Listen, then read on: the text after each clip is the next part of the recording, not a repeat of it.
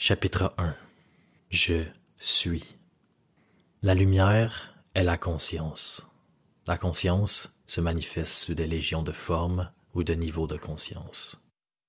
Il n'y a personne qui ne soit pas tout ce qui est, car la conscience, bien qu'exprimée dans une série infinie de niveaux, n'est pas divisionnaire.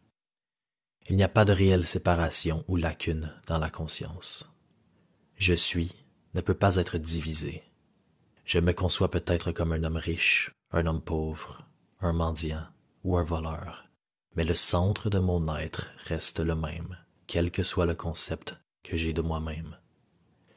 Au centre de la manifestation, il n'y a qu'un seul « je suis », se manifestant sous des multitudes de formes ou de concepts de lui-même, et je suis ce que je suis. Je suis est l'autodéfinition de l'absolu, le fondement sur lequel tout repose.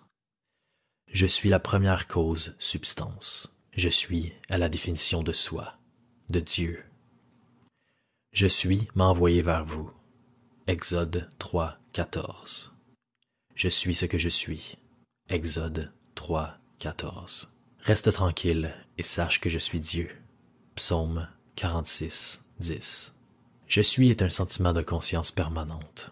Le centre même de la conscience est le sentiment de je suis. Je peux oublier qui je suis, où je suis, ce que je suis, mais je ne peux pas oublier que je suis. La conscience d'être reste présente, quel que soit le degré d'oubli de qui, où et ce que je suis.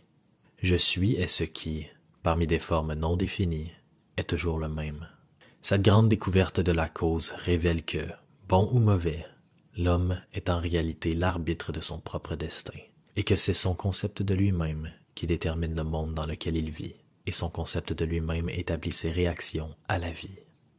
En d'autres termes, si vous êtes en mauvaise santé et que vous connaissez la vérité sur ce qui en est la cause, vous ne pouvez pas attribuer la maladie à autre chose qu'à l'arrangement particulier de la cause-substance fondamentale, arrangement qui a été produit par vos réactions à la vie et qui est défini par votre concept « je ne suis pas bien ».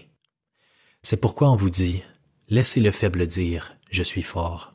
Joël 3, 10. Car, par son hypothèse, la substance de la cause « je suis » est réarrangée et doit donc manifester ce que le réarrangement affirme. Ce principe régit chaque aspect de votre vie, que ce soit social, financier, etc. Je suis est cette réalité vers laquelle, quoi qu'il arrive, nous devons nous tourner pour une explication des phénomènes de la vie. C'est la conception que nous avons de nous-mêmes qui détermine la forme et le paysage de notre existence. Tout dépend de notre attitude envers nous-mêmes. Ce que nous n'affirmons pas comme vrai pour nous ne peut s'éveiller dans son monde, notre vie. C'est-à-dire que votre conception de vous-même, telle que « je suis fort »,« je suis en sécurité » ou « je suis aimé », détermine le monde dans lequel vous vivez. En d'autres termes, lorsque vous dites « je suis un homme »,« je suis un père »,« je suis un Français », vous ne définissez pas différemment ce que vous êtes. Vous définissez différents concepts ou arrangements de la cause substance, celle que vous êtes. Même dans les phénomènes naturels, si l'arbre parlait, il dirait « je suis un arbre, un pommier, un arbre fécond ». Quand vous savez que la conscience est la seule et unique réalité, se concevoir pour être quelque chose de bon, de mauvais ou d'indifférent, et devenir ce qu'elle se conçoit, vous êtes libre de la tyrannie des causes secondes, libre de la conviction qu'il y a des causes extérieures à votre esprit qui peuvent affecter votre vie. On trouve dans l'état de conscience de l'individu l'explication des phénomènes de la vie. Son concept de lui-même étant ce qu'il est, tout, dans son monde, doit être tel qu'il est. Ainsi, il est parfaitement clair qu'il n'y a qu'un seul « je suis », et vous êtes ce que vous êtes. Et tandis que « je suis » est infini, vous, par votre conception de vous-même, n'affichez qu'un aspect limité de l'infini « je suis ». Chapitre 2. La conscience. Ce n'est que par un changement de conscience, en changeant réellement votre conception de vous-même, que vous pouvez construire des demeures plus majestueuses, les manifestations de concepts de plus en plus élevés. Par manifester, on entend expérimenter les résultats de ces concepts dans votre monde, votre vie. Il est d'une importance vitale de comprendre clairement ce qu'est la conscience. La raison réside dans le fait que la conscience est la seule et unique réalité. C'est la première et unique cause de substance des phénomènes de la vie. Rien n'existe pour l'homme que par la conscience qu'il en a. C'est pourquoi vous devez vous tourner vers la conscience, car c'est le seul fondement sur lequel les phénomènes de la vie peuvent être expliqués. Si nous acceptons l'idée d'une première cause, il s'ensuivrait que l'évolution de cette cause ne pourrait jamais aboutir à quoi que ce soit qui lui soit étranger.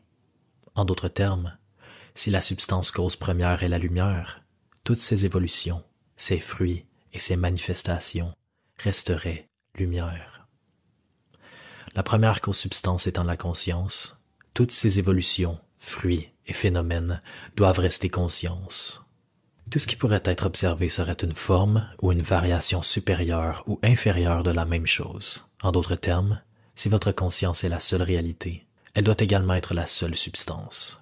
Par conséquent, ce qui vous apparaît comme des circonstances, des conditions et même des objets matériels n'est en réalité que le produit de votre propre conscience.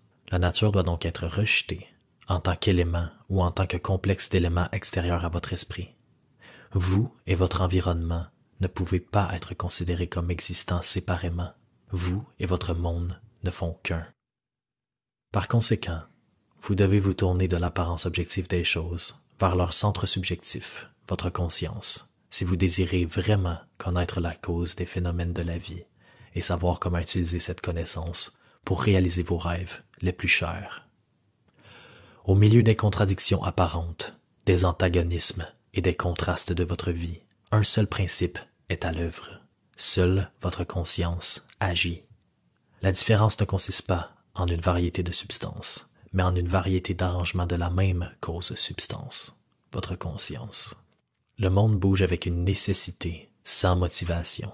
Cela signifie qu'il n'y a aucun motif propre, mais qu'il est tenu de manifester votre concept, l'arrangement de votre esprit, et votre esprit est toujours disposé à l'image de tout ce que vous croyez et consentez comme étant vrai. L'homme riche, le pauvre, le mendiant ou le voleur ne sont pas des esprits différents, mais des arrangements différents d'un même esprit, dans le même sens qu'un morceau d'acier, une fois magnétisé, ne diffère pas en substance de son état démagnétisé, mais par l'arrangement et ordre de ses molécules. Un seul électron tournant dans une orbite spécifiée constitue l'unité du magnétisme. Lorsqu'un morceau d'acier ou autre est démagnétisé, les électrons en rotation ne sont pas arrêtés. Par conséquent, le magnétisme n'a pas disparu. Il y a seulement un réarrangement des particules, de sorte qu'elles ne produisent aucun effet extérieur ou perceptible. Lorsque les particules sont disposées au hasard, mélangées dans toutes les directions, on dit que la substance est démagnétisée. Mais quand les particules sont rangées dans les rangs de sorte qu'un certain nombre d'entre elles se tournent dans une direction, la substance est un aimant. Le magnétisme n'est pas généré, il est affiché. La santé, la richesse, la beauté et le génie ne sont pas créés. Ils ne se manifestent que par l'arrangement de votre esprit, c'est-à-dire par votre conception de vous-même. Et votre conception de vous-même est tout ce que vous acceptez et consentez à reconnaître comme vrai. Ce que vous consentez ne peut être découvert que par une observation non critique de vos réactions à la vie. Vos réactions révèlent où vous vivez psychologiquement, votre état psychologique, et où vous habitez, votre environnement, détermine psychologiquement votre façon de vivre ici dans le monde visible extérieur. L'importance de cela dans votre vie quotidienne devrait être immédiatement apparente. La nature fondamentale de la cause première est la conscience. Par conséquent, la substance ultime de toute chose est la conscience. Chapitre 3. Le pouvoir d'assomption. La grande illusion de l'homme est dans sa conviction qu'il existe des causes extérieures à son propre état de conscience. Tout ce qui arrive à un homme, tout ce qu'il fait, tout ce qui vient de lui, est le résultat de son état de conscience. La conscience d'un homme est tout ce qu'il pense, désire et aime, tout ce à quoi il croit comme étant vrai et consent. C'est pourquoi un changement de conscience est nécessaire avant de pouvoir changer votre monde extérieur. La pluie tombe à la suite d'un changement de température dans les régions les plus élevées de l'atmosphère. Ainsi, de la même manière, Un changement de circonstance se produit à la suite d'un changement de votre état supérieur de conscience. Soyez transformés par le renouvellement de votre esprit. Romains 12, 2. Pour être transformé, toute la base de vos pensées doit changer. Mais vos pensées ne peuvent changer que si vous avez de nouvelles idées, car vous pensez à partir de vos idées. Toute transformation commence par un désir intense et brûlant d'être transformé. Le premier pas dans le renouvellement de l'esprit est le désir. Vous devez vouloir être différent et avoir l'intention de l'être avant de pouvoir commencer à changer vous-même. Ensuite, vous devez faire votre rêve une réalité. Vous faites cela en assumant le sentiment de voir votre souhait s'être réalisé. En désirant être autre que ce que vous êtes, vous pouvez créer un idéal de la personne que vous souhaitez être et supposer que vous l'êtes déjà. Si votre hypothèse est maintenue jusqu'à ce qu'elle devienne votre sentiment dominant, la réalisation de votre idéal est inévitable. L'idéal que vous espérez atteindre est toujours prêt pour une incarnation, une réalisation physique dans votre vie. Mais à moins que vous n'en soyez l'initiateur, il sera incapable de naître. Par conséquent, votre attitude doit être une attitude dans laquelle, ayant voulu exprimer un état supérieur, vous seul acceptez la tâche d'incarner cette nouvelle et plus grande valeur de vous-même. En donnant naissance à votre idéal, vous devez garder à l'esprit que les méthodes de la connaissance mentale et spirituelle sont totalement différentes. C'est un point qui n'est véritablement compris que par probablement pas plus d'une personne sur 1 million. Vous connaissez mentalement une chose en la regardant de l'extérieur, en la comparant avec d'autres choses, en l'analysant, en la définissant, en y pensant, alors que vous ne pouvez connaître une chose spirituellement qu'en la devenant, seulement à partir de votre pensée. Vous devez être la chose elle-même et ne pas simplement en parler ou la regarder. Vous devez être comme le papillon à la recherche de son idole, la flamme qui a suscité un désir véritable, plongeant immédiatement dans le feu sacré, à plier ses ailes à l'intérieur jusqu'à ce qu'il devienne une couleur et une substance avec la flamme. Tout comme le papillon dans son désir de connaître la flamme et était prêt à se détruire, de même en devenant une nouvelle personne, soyez prêts à mourir de votre moi actuel. Vous devez être conscient d'être en bonne santé si vous voulez avoir ce qu'est la santé. Vous devez être conscient d'être en sécurité si vous voulez savoir ce qu'est la sécurité.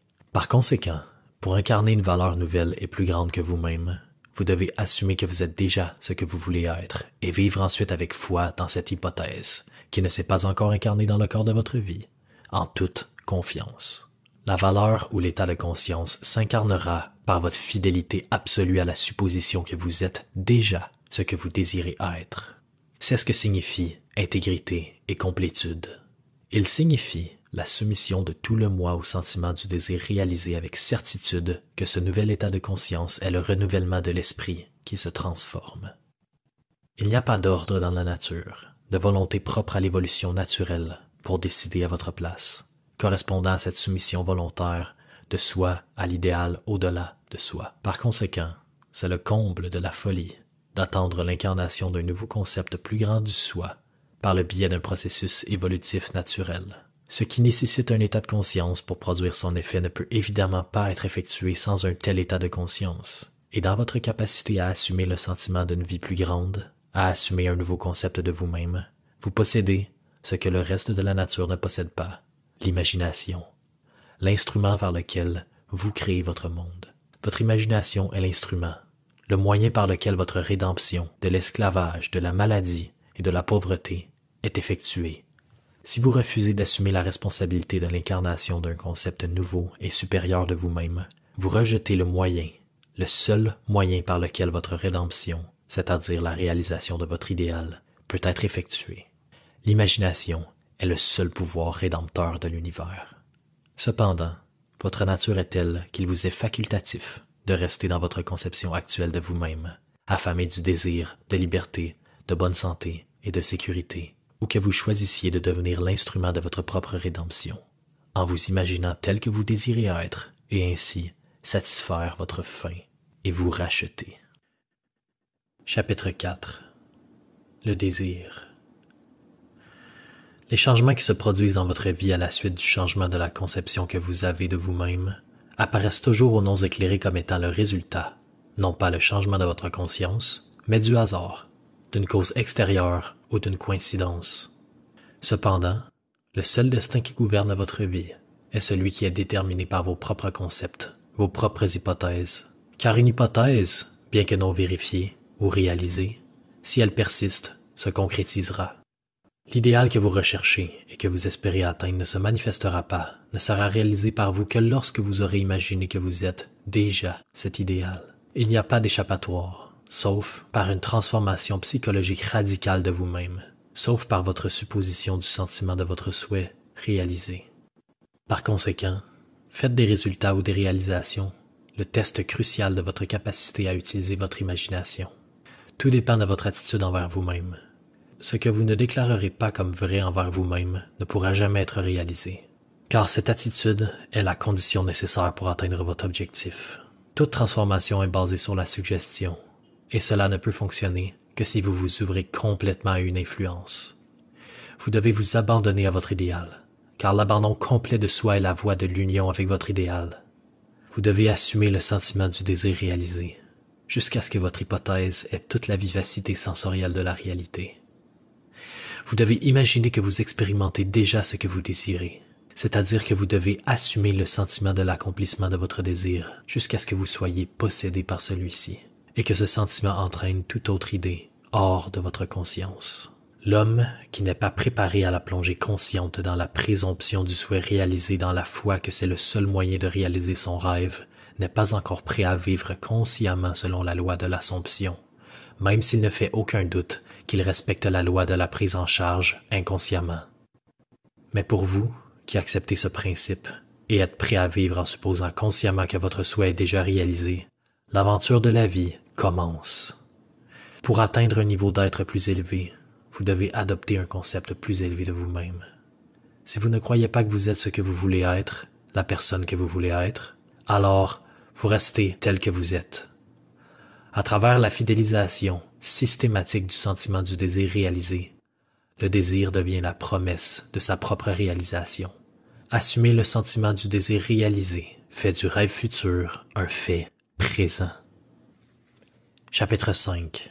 La vérité qui vous libère. Le drame ou le théâtre de la vie est psychologique. C'est dans lequel toutes les conditions, circonstances et événements de votre vie sont amenés à passer par vos hypothèses.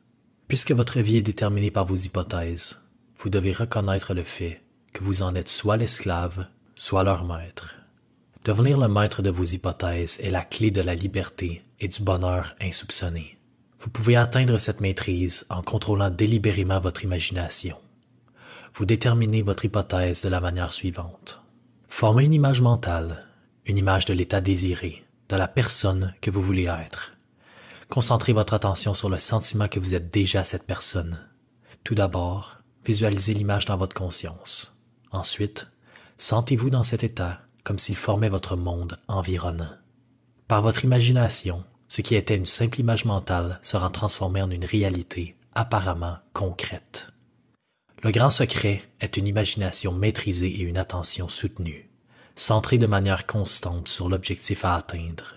On ne saurait trop insister sur le fait que, en créant un idéal dans votre sphère mentale, en supposant que vous êtes déjà cet idéal, vous vous identifiez à lui et vous vous transformez ainsi en son image, en pensant à partir de l'idéal au lieu de penser à l'idéal. Chaque état est déjà là en tant que simple possibilité, tant que nous pensons à elle, mais deviennent une réalité irrésistible quand nous pensons à partir d'elle. Cela a été appelé par les anciens enseignants « soumis à la volonté de Dieu » ou « confié au Seigneur », et le seul véritable test de « confier au Seigneur » est que tous ceux qui le font sont inévitablement transformés à l'image de ce qu'ils ont confié, en pensant à partir du souhait réalisé. Vous devenez selon votre volonté résignée, et votre volonté résignée est votre conception de vous-même et de tout ce à quoi vous consentez et que vous acceptez comme étant vrai. En assumant le sentiment de votre souhait et en l'entretenant, vous prenez sur vous les résultats de cet état. Si vous ne le faites pas, vous serez toujours en dehors des résultats. Lorsque vous comprenez la fonction rédemptrice de l'imagination, vous tenez entre vos mains la solution à tous vos problèmes. Chaque phase de votre vie est faite par l'exercice de votre imagination. L'imagination déterminée est le seul moyen de votre progrès, de la réalisation de vos rêves. C'est le but et la fin de toute création. Le grand secret est une imagination contrôlée et une attention soutenue, Concentrez à plusieurs reprises sur le sentiment du désir exaucé, jusqu'à ce qu'il remplisse l'esprit et se libère de toute autre idée. Quel plus grand cadeau pourrait vous être donné que de se faire dire la vérité qui vous libérera? Jean 8, 32. La vérité qui vous rend libre est que vous expérimentez dans l'imaginaire ce que vous désirez expérimenter dans la réalité. En maintenant cette expérience dans l'imaginaire, votre désir deviendra une réalité. Vous n'êtes limité que par votre imagination incontrôlée et par le manque d'attention portée au sentiment de votre souhait réalisé. Lorsque l'imagination n'est pas maîtrisée et que l'attention ne se concentre pas sur le sentiment du désir exaucé, aucune quantité de prière, de piété ou d'invocation ne produira l'effet recherché. Lorsque vous pouvez créer à volonté, quelle que soit l'image que vous souhaitez, lorsque les formes de votre imagination sont aussi vives pour vous que les formes de la nature, vous êtes le maître de votre destin. Vous devez arrêter de gaspiller vos pensées et votre temps. Tout dans votre vie doit être un investissement. Chapitre 6. L'attention. L'attention dispose d'une puissance dont la force est proportionnelle à l'étroitesse de son champ d'action, c'est-à-dire quand elle est focalisée sur une seule idée ou sensation. Elle n'est équilibrée et puissamment concentrée que par un ajustement de l'esprit qui vous permet de ne voir qu'une chose, car vous stabilisez votre attention et augmentez sa puissance en la confinant. Le désir qui se réalise est toujours un désir sur lequel l'attention est exclusivement concentrée, car une idée n'est dotée de pouvoir que proportionnellement au degré d'attention qui y est attaché. L'observation concentrée est l'attitude attentive dirigée à partir d'une fin spécifique.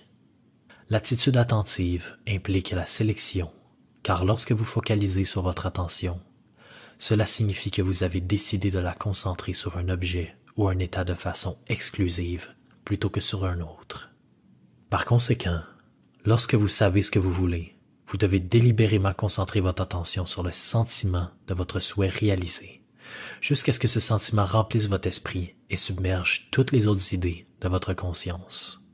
Le pouvoir de l'attention dont vous faites preuve est la mesure de votre force intérieure.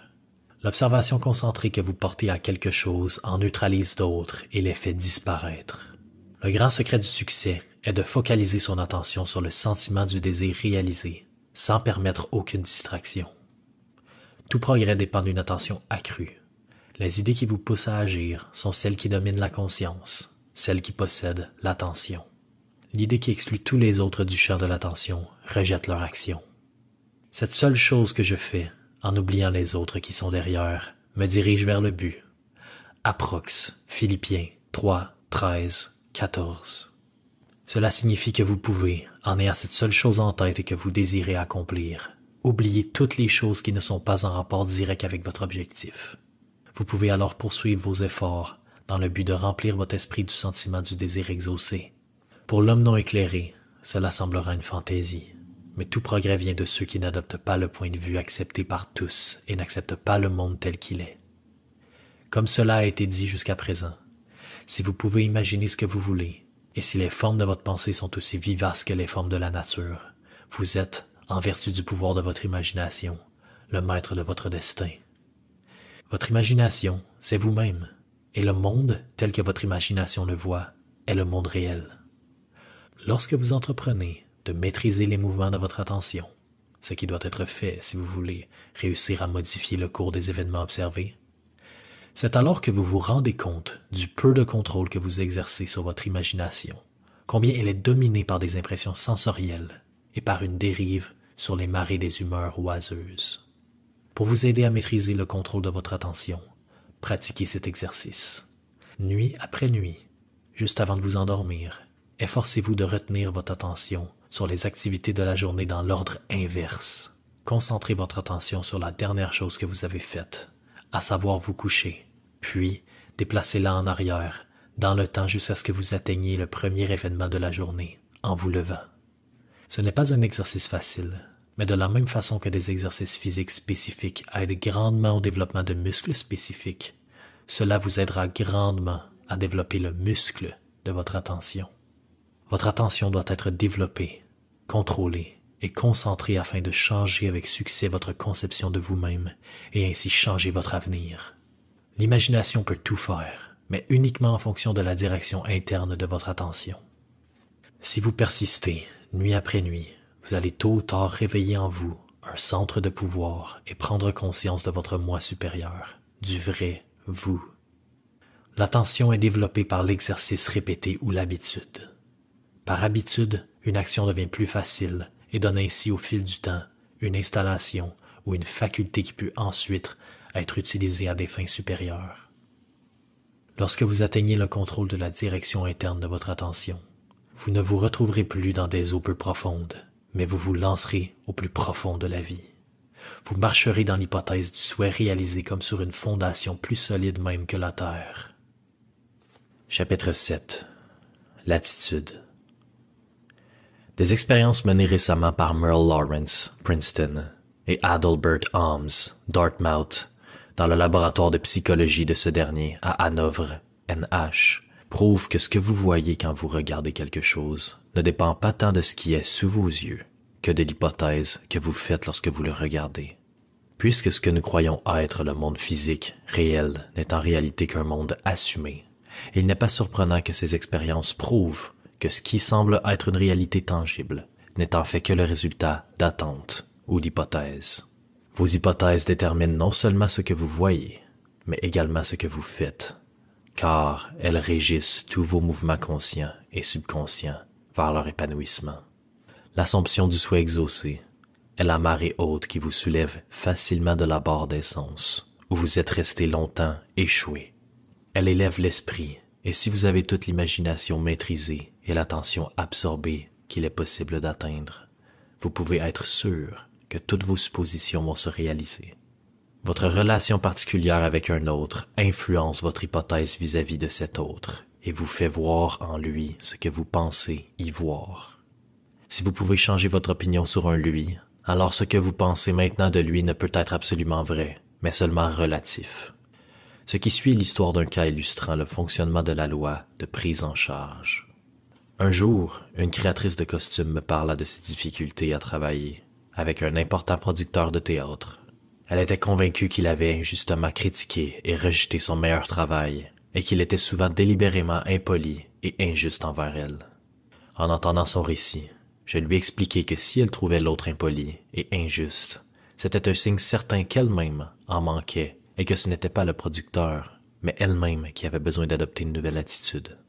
Je lui dis que le pouvoir de cette loi de présomption et de son application pratique ne pouvait être découvert que par l'expérience et que le seul fait de supposer que la situation était déjà telle qu'elle le souhaitait prouverait qu'elle pouvait apporter le changement souhaité.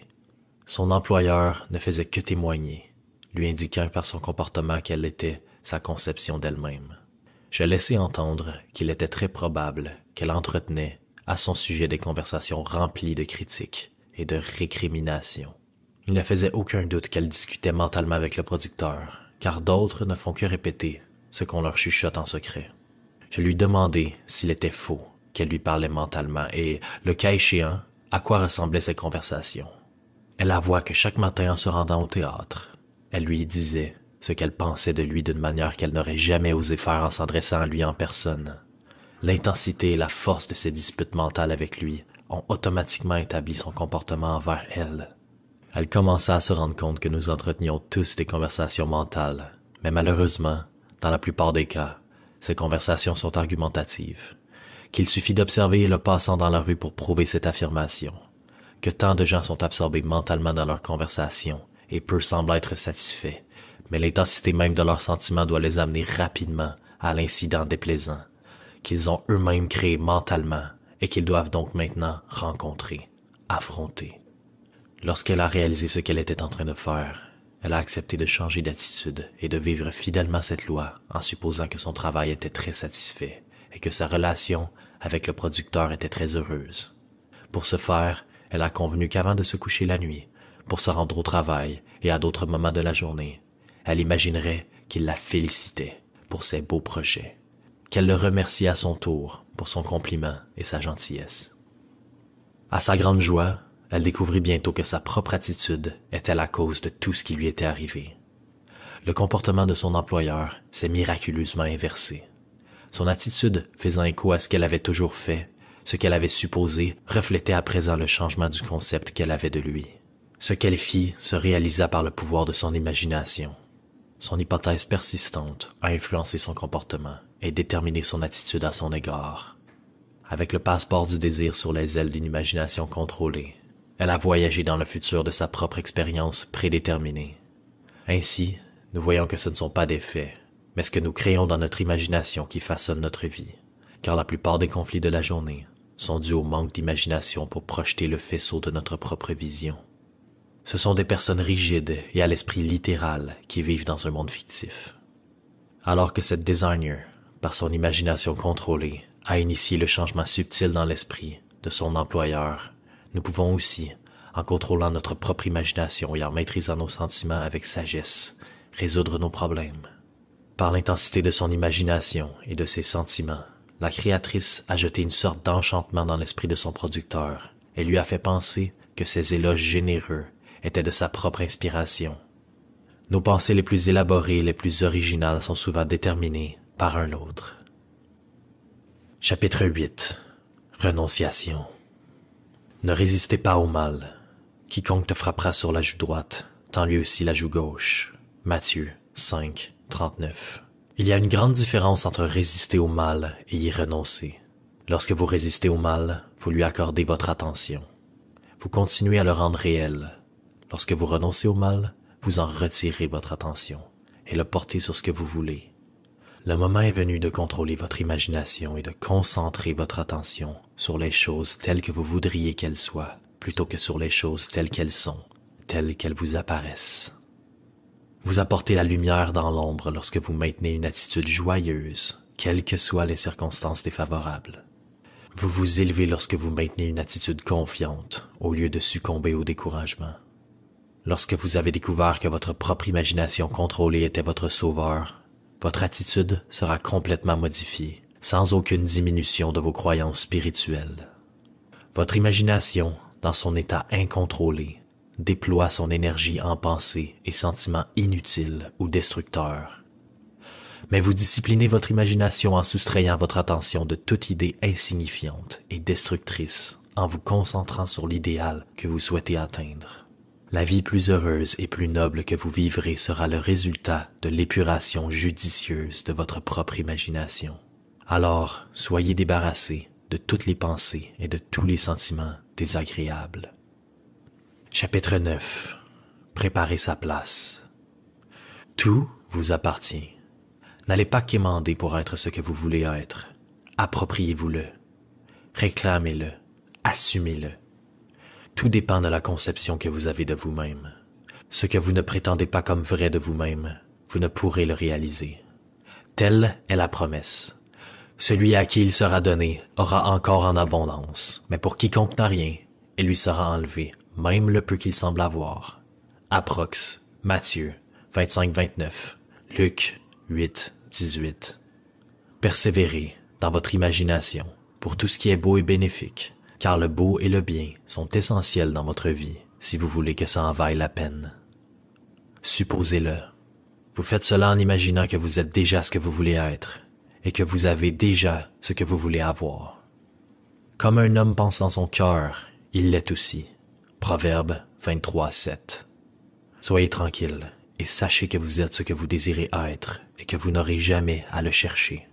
Malgré votre apparence de liberté d'action, vous respectez, comme tout le reste, la loi de l'Assomption, la loi de réalisation. Quoi que vous pensiez au sujet du libre arbitre, la vérité est que vos expériences tout au long de votre vie sont déterminées par vos hypothèses, qu'elles soient conscientes ou inconscientes. Une hypothèse construit un pont de circonstances qui mène inévitablement à son épanouissement. L'homme croit que l'avenir est le développement naturel du passé, mais la loi de l'Assomption montre clairement que ce n'est pas le cas. Votre hypothèse vous place psychologiquement là où vous n'êtes pas physiquement, alors que vos sens vous tirent de l'endroit où vous étiez psychologiquement vers l'endroit où vous êtes physiquement. Ce sont ces mouvements avant psychologiques qui produisent vos mouvements avant physiques dans le temps. La précognition imprègne toutes les écritures du monde. Dans la maison du Père, il y a beaucoup de demeures. Si ce n'était pas le cas, je vous l'aurais dit. Je vais préparer une place pour vous. Et si je vous prépare une place, je reviendrai et je vous recevrai moi-même. Là où je suis, là où vous pouvez être aussi. Et je vous le dis maintenant avant que cela se produise, afin que, quand ça arrivera, vous puissiez me croire. Jean 14, 2, 3, 29. Le je dans cette citation est votre imagination, qui va dans le futur, dans l'une des nombreuses demeures. La demeure, c'est l'état désiré. Raconter un événement avant qu'il ne se produise physiquement, c'est simplement se sentir dans l'état désiré jusqu'à ce qu'il ait le ton de la réalité. Vous allez vous préparer une place en vous imaginant dans le sentiment de votre souhait réalisé. Poursuivez en vous éloignant de cet état du souhait réalisé, où vous n'avez pas été physiquement, pour revenir à votre position physique d'il y a un instant. Ensuite, avec un mouvement irrésistible, vous avancerez à travers une série d'événements pour réaliser votre rêve, de sorte que vous avez été en imagination. Vous le serez aussi dans la chair, dans la vie, la réalité. Jusqu'au lieu d'où viennent les fleuves, ils y retournent encore. Ecclésiaste 1, 7.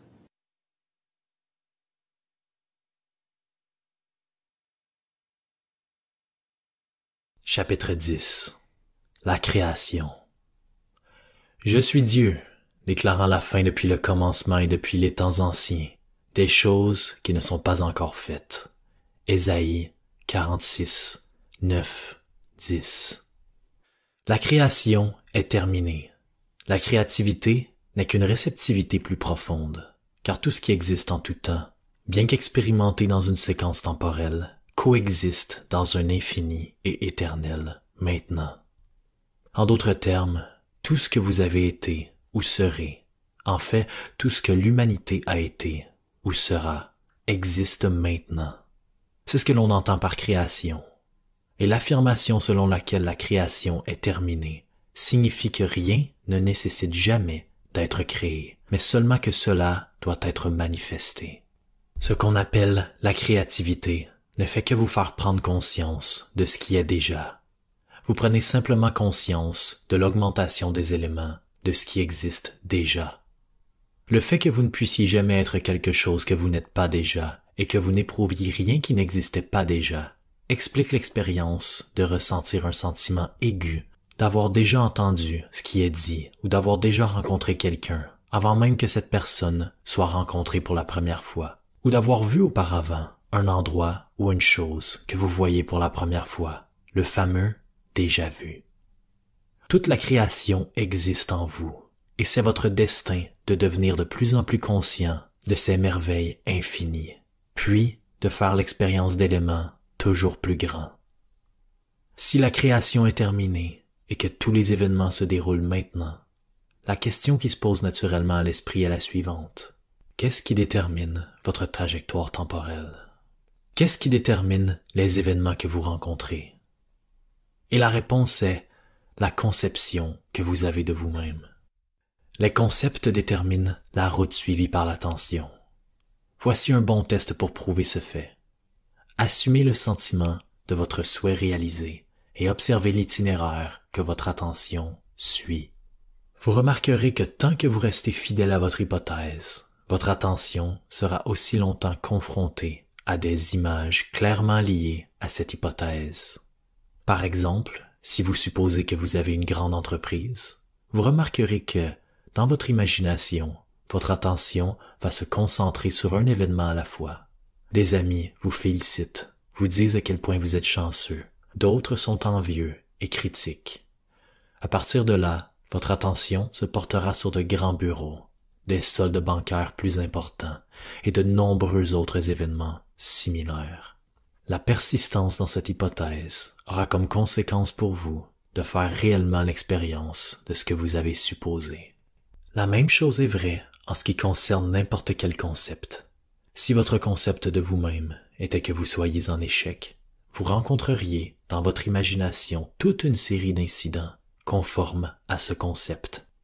Ainsi, on voit clairement comment, par votre conception de vous-même, que vous déterminez votre présent, c'est-à-dire la partie particulière de la création que vous expérimentez maintenant, mais aussi votre avenir, c'est-à-dire la partie particulière de la création que vous allez expérimenter.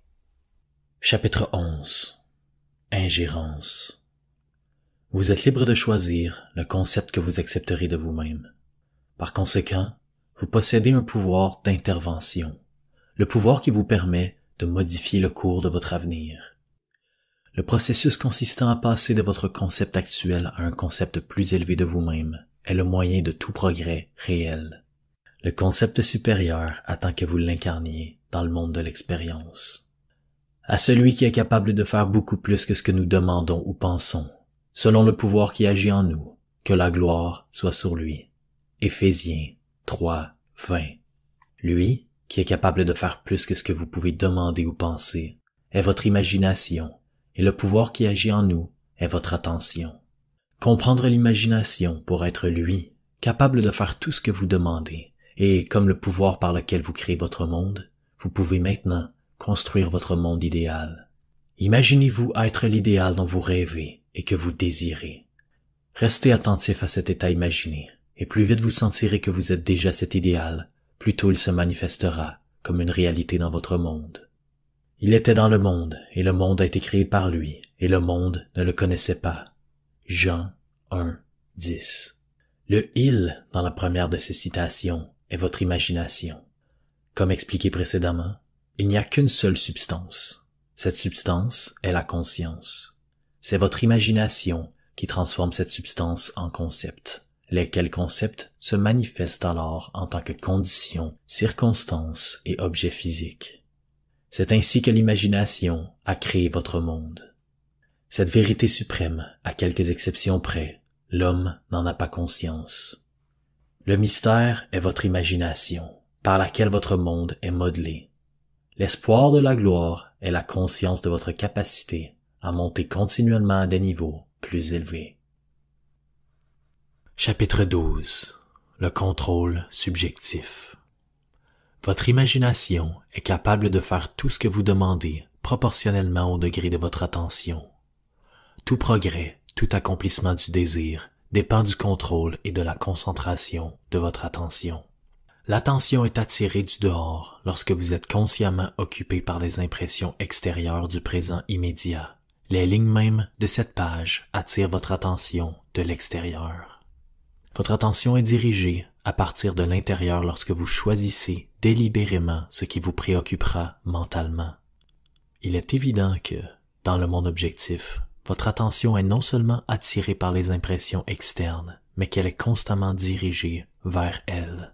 Mais votre contrôle dans l'état subjectif est presque inexistant, car dans cet état, l'attention est généralement le serviteur et non le maître, le passager et non le capitaine de votre monde. Il y a une énorme différence entre l'attention dirigée objectivement et l'attention dirigée subjectivement, et la capacité de changer votre avenir dépend de ce dernier. Lorsque vous êtes capable de contrôler les mouvements de votre attention dans le monde subjectif, vous pouvez diriger ou modifier votre vie à votre guise. Mais ce contrôle ne peut être obtenu si vous permettez à votre attention d'être attirée constamment de l'extérieur. Chaque jour, fixez-vous la tâche de retirer délibérément votre attention du monde objectif et de le centrer subjectivement. En d'autres termes, concentrez-vous sur les pensées ou les sentiments que vous déterminez délibérément. Alors, les choses qui vous limitent maintenant vont s'estomper et disparaître. Le jour où vous maîtriserez les mouvements de votre attention dans le monde subjectif, vous serez maître de votre destin. Vous n'accepterez plus la domination de conditions ou de circonstances extérieures. Vous n'accepterez pas la vie sur la base du monde extérieur. Après avoir maîtrisé les mouvements de votre attention et découvert le mystère caché depuis des siècles, que le Christ en vous est votre imagination, vous affirmerez la suprématie de l'imagination et vous y soumettrez tout. Chapitre 13. L'acceptation. Les perceptions de l'homme ne sont pas limitées par les organes de la perception. Il perçoit plus que les sens, bien qu'ils soient si aigus, ne peuvent en découvrir. William Blake. Toutefois, bien que vous sembliez vivre dans un monde matériel, vous vivez réellement dans un monde imaginaire. Les événements physiques extérieurs de la vie sont le fruit de périodes de floraison oubliées, résultat d'états de conscience antérieurs et généralement oubliés. Ce sont les résultats qui correspondent à des origines imaginales souvent oubliées. Chaque fois que vous devenez complètement absorbé dans un état émotionnel, vous assumez à ce moment-là le sentiment de cet état accompli. En cas de persistance, peu importe ce qui vous passionne dans les émotions, vous en ferez l'expérience dans votre monde. Ces périodes d'absorption, d'attention concentrée, sont les prémices de ce que vous récoltez. C'est dans de tels moments que vous exercez votre pouvoir créateur, le seul pouvoir créateur qui existe. À la fin de ces périodes ou moments d'absorption, vous passez de ces états imaginatifs où vous n'avez pas été physiquement à ceux où vous étiez physiquement il y a un instant. Dans ces périodes, l'état imaginé est tellement réel que, lorsque vous revenez dans le monde objectif et constatez que ce n'est pas la même chose que l'état imaginé, il s'agit d'un choc réel. Vous avez vu quelque chose en imagination avec une telle vivacité que vous vous demandez maintenant si vous pouvez croire à l'évidence de vos sens. Ce choc inverse votre perception du temps. Cela signifie que, au lieu de l'expérience résultant de votre passé, cela devient maintenant le résultat d'être dans une imagination où vous n'avez pas encore été physiquement. En fait, cela vous fait traverser un pont d'incidence jusqu'à la réalisation physique de votre état imaginé. L'homme qui à sa guise peut assumer l'état de son choix a trouvé les clés du royaume des cieux. Les clés sont le désir, l'imagination et une attention constante au sentiment du désir exaucé. Pour un tel homme, tout fait objectif indésirable n'est plus une réalité et le vœu ardent n'est plus un rêve. Prouvez-moi maintenant par la présente, dit le Seigneur des armées, que si je vous ouvre les fenêtres du ciel et vous verse une bénédiction, qu'il restera assez de place pour la recevoir. Malachie 3, 10. Les fenêtres du ciel ne peuvent pas être ouvertes, et ces trésors, saisis par une volonté forte, mais elles s'ouvrent d'elles-mêmes et présentent leur trésor comme un cadeau offert, un cadeau qui vient lorsque l'absorption atteint un degré tel qu'elle donne lieu à un sentiment d'acceptation totale. Le passage de votre état actuel au sentiment de votre souhait réalisé ne se fait pas à l'écart. Il y a une continuité entre le soi-disant réel et l'irréel. Pour passer d'un état à un autre, il vous suffit d'étendre vos émetteurs, de faire conscience à votre toucher et d'entrer pleinement dans l'esprit de ce que vous faites. Ni par la force, ni par le pouvoir, mais par mon esprit, dit le Seigneur des armées. Zéchariah 4, 6. Assumez l'esprit, le sentiment du souhait réalisé, et vous aurez ouvert les fenêtres pour recevoir la bénédiction. Assumer l'état, c'est entrer dans son esprit. Vos triomphes ne seront une surprise que pour ceux qui ne connaissent pas votre passage caché de l'état de désir à l'assomption du désir réalisé. Le Seigneur des armées ne répondra pas à votre souhait tant que vous n'aurez pas acquis le sentiment d'être déjà ce que vous voulez être, car l'acceptation est le canal de son action. L'acceptation est le Seigneur des armées en action. Chapitre 14. Le moindre effort. Le principe de moindre action régit tout en physique, de la trajectoire d'une planète à celle d'une impulsion de lumière. La moindre action est le minimum d'énergie multiplié par le minimum de temps. Par conséquent, en passant de votre état actuel à l'état souhaité, vous devez utiliser le minimum d'énergie et prendre le temps le plus court possible. Votre voyage d'un état de conscience à un autre est psychologique. Vous devez donc employer l'équivalent psychologique de moindre action, et celui-ci consiste en une simple supposition. Le jour où vous réalisez pleinement le pouvoir de la loi de la pensée créatrice, vous découvrez que cela fonctionne en totale conformité avec ce principe. Cela fonctionne au moyen de l'attention nécessitant le moins d'efforts. Ainsi, avec le principe de moindre action, par le biais d'une supposition, vous vous dépêchez sans hâte et atteignez votre objectif sans effort. Parce que la création est terminée, ce que vous désirez existe déjà, mais c'est exclu de votre vision car vous ne pouvez voir que le contenu de votre propre conscience. C'est la fonction d'une supposition de rappeler la vision exclue et de restaurer celle qui est complète. Ce n'est pas le monde, mais vos suppositions qui changent. Une hypothèse fait apparaître l'invisible. Ce n'est ni plus ni moins que de voir avec l'œil de Dieu, c'est-à-dire l'imagination. Car le Seigneur ne voit pas comme un homme voit, car l'homme regarde l'apparence extérieure, mais le Seigneur regarde le cœur. 1 Samuel 16, 7. Le cœur est l'organe primaire des sens, d'où la cause première de l'expérience. Quand vous regardez le cœur, vous regardez vos suppositions. Ce sont elles qui déterminent votre expérience. Surveillez votre hypothèse avec diligence, car les problèmes de la vie sont au rendez-vous. Les hypothèses ont le pouvoir de réalisation objective. Chaque événement dans le monde visible est le résultat d'une supposition ou d'une idée dans le monde invisible. Le moment présent est de la plus haute importance, car ce n'est que dans le moment présent que nos hypothèses peuvent être contrôlées. L'avenir doit devenir le présent dans votre esprit si vous voulez appliquer judicieusement la loi de la pensée créatrice. Le futur devient le présent lorsque vous imaginez que vous êtes déjà ce que vous serez lorsque votre supposition se sera réalisée. Soyez tranquille, moins d'action, et sachez que vous êtes déjà ce que vous désirez être. L'aboutissement du désir devrait être l'état d'être. Traduisez votre rêve en état d'être. La construction perpétuelle d'états futurs sans la conscience de les être déjà, c'est-à-dire d'imaginer votre désir sans réellement assumer le sentiment qu'il soit réalisé, est l'erreur et le mirage de l'humanité. C'est tout simplement une rêverie futile. Chapitre 15. La couronne des mystères. L'Assomption du souhait exaucé est le navire qui vous transporte au-delà des mers inconnues pour la réalisation de votre rêve. L'hypothèse est tout. La réalisation est subconsciente et sans effort.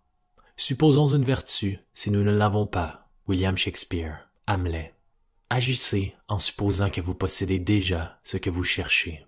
Bienheureuse celle qui a cru, car il y aura une exécution de ces choses qui lui ont été dites par le Seigneur. Luc 1, 45. De même que l'Immaculée Conception est le fondement des mystères chrétiens, l'Assomption en est la couronne. Psychologiquement, l'Immaculée Conception signifie la naissance d'une idée dans votre propre conscience, sans aide extérieure. Par exemple, lorsque vous avez un désir spécifique, une envie ou un désir ardent, il s'agit d'une conception immaculée dans le sens où aucune personne physique ni aucune chose ne la plante dans votre esprit. C'est autoconçu. En chaque homme se trouve la Marie de l'Immaculée Conception qui doit donner naissance à son idée. L'Assomption est la couronne des mystères, car c'est l'utilisation la plus haute de la conscience. Lorsque dans l'imagination, vous assumez le sentiment du désir réalisé, vous êtes mentalement élevé à un niveau supérieur. Lorsque par votre persistance, cette hypothèse devient un fait réel, vous vous trouvez automatiquement à un niveau supérieur, c'est-à-dire que vous avez réalisé votre désir dans votre monde objectif. Votre hypothèse guide tous vos mouvements conscients et subconscients vers son but suggéré, si inévitablement qu'elle dicte réellement les événements. Le théâtre de la vie est psychologique et le tout est écrit et produit par vos hypothèses. Apprenez l'art de la loi de la pensée créatrice, car ce n'est qu'ainsi que vous pourrez créer votre propre bonheur. Chapitre 16. Le lâcher-prise.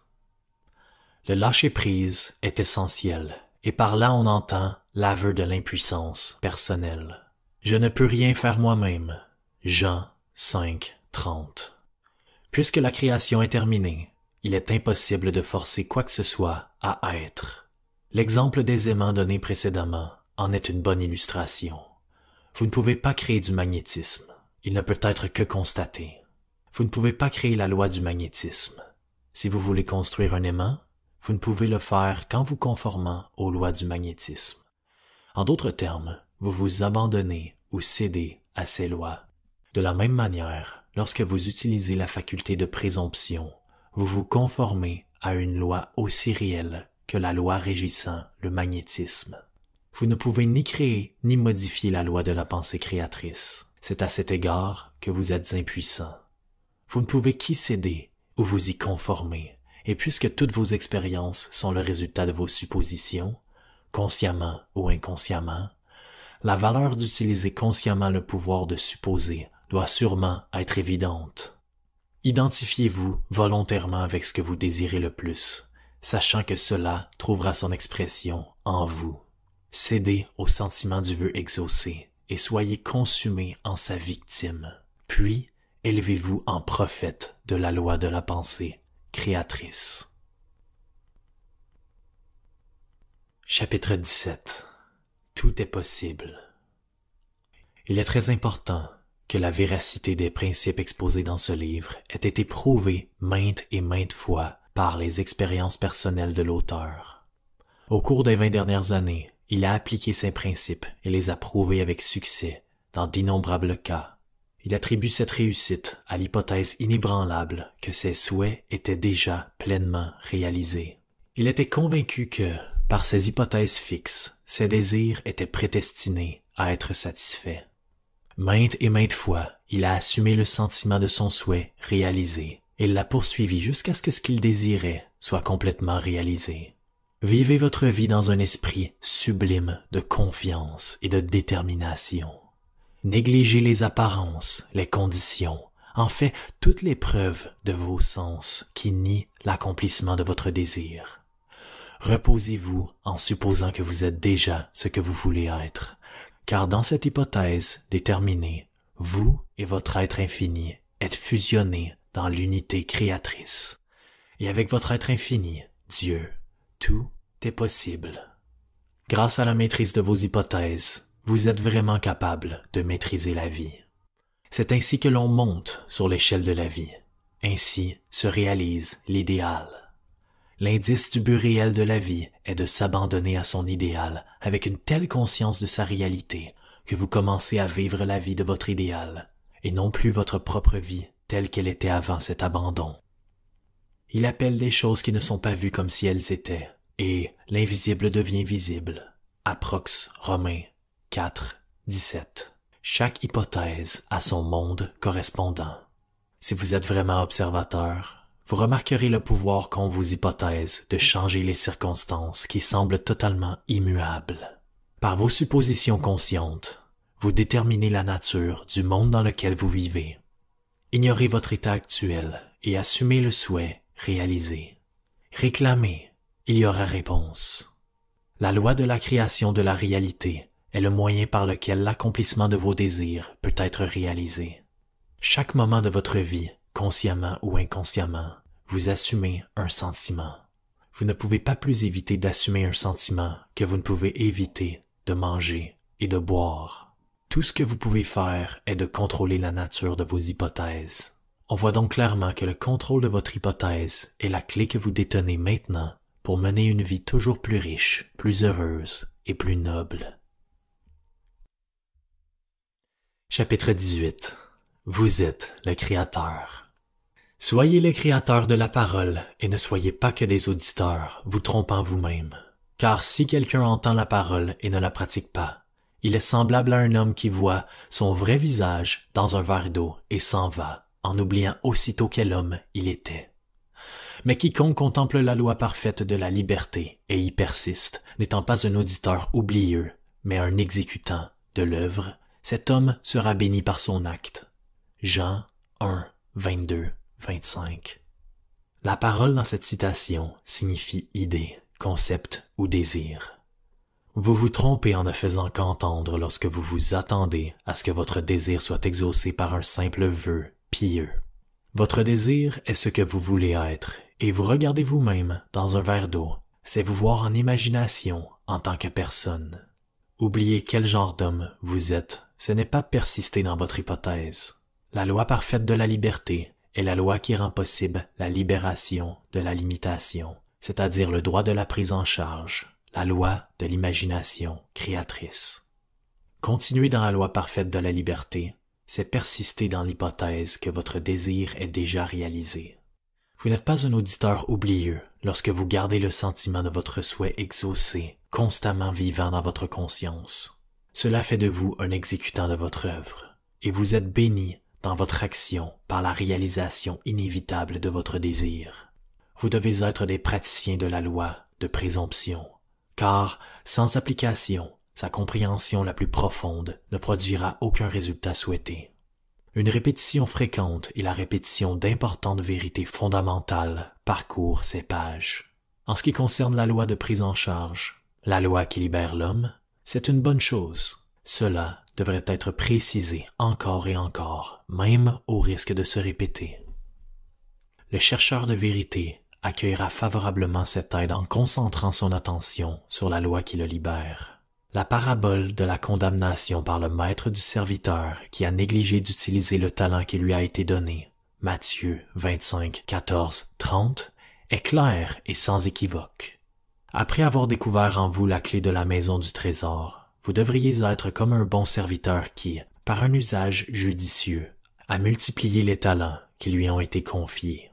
Le talent qui vous est confié est le pouvoir de déterminer consciemment votre hypothèse. Le talent non utilisé, comme le membre non exercé, se fane et finit par s'atrophier. Ce que vous devez rechercher, c'est être. Pour faire, il faut être. La finalité d'un désir est d'être. Votre conception de vous-même ne peut être chassée de votre conscience que par une autre conception de vous-même. En créant un idéal dans votre esprit, vous pouvez vous identifier à lui jusqu'à ce que vous deveniez un et identique avec celui-ci, vous transformant ainsi en cet idéal recherché. La dynamique prévaut sur la statique, l'actif sur le passif. Celui qui fait cela est magnétique et donc infiniment plus créatif que celui qui entend simplement. Soyez parmi ceux qui font.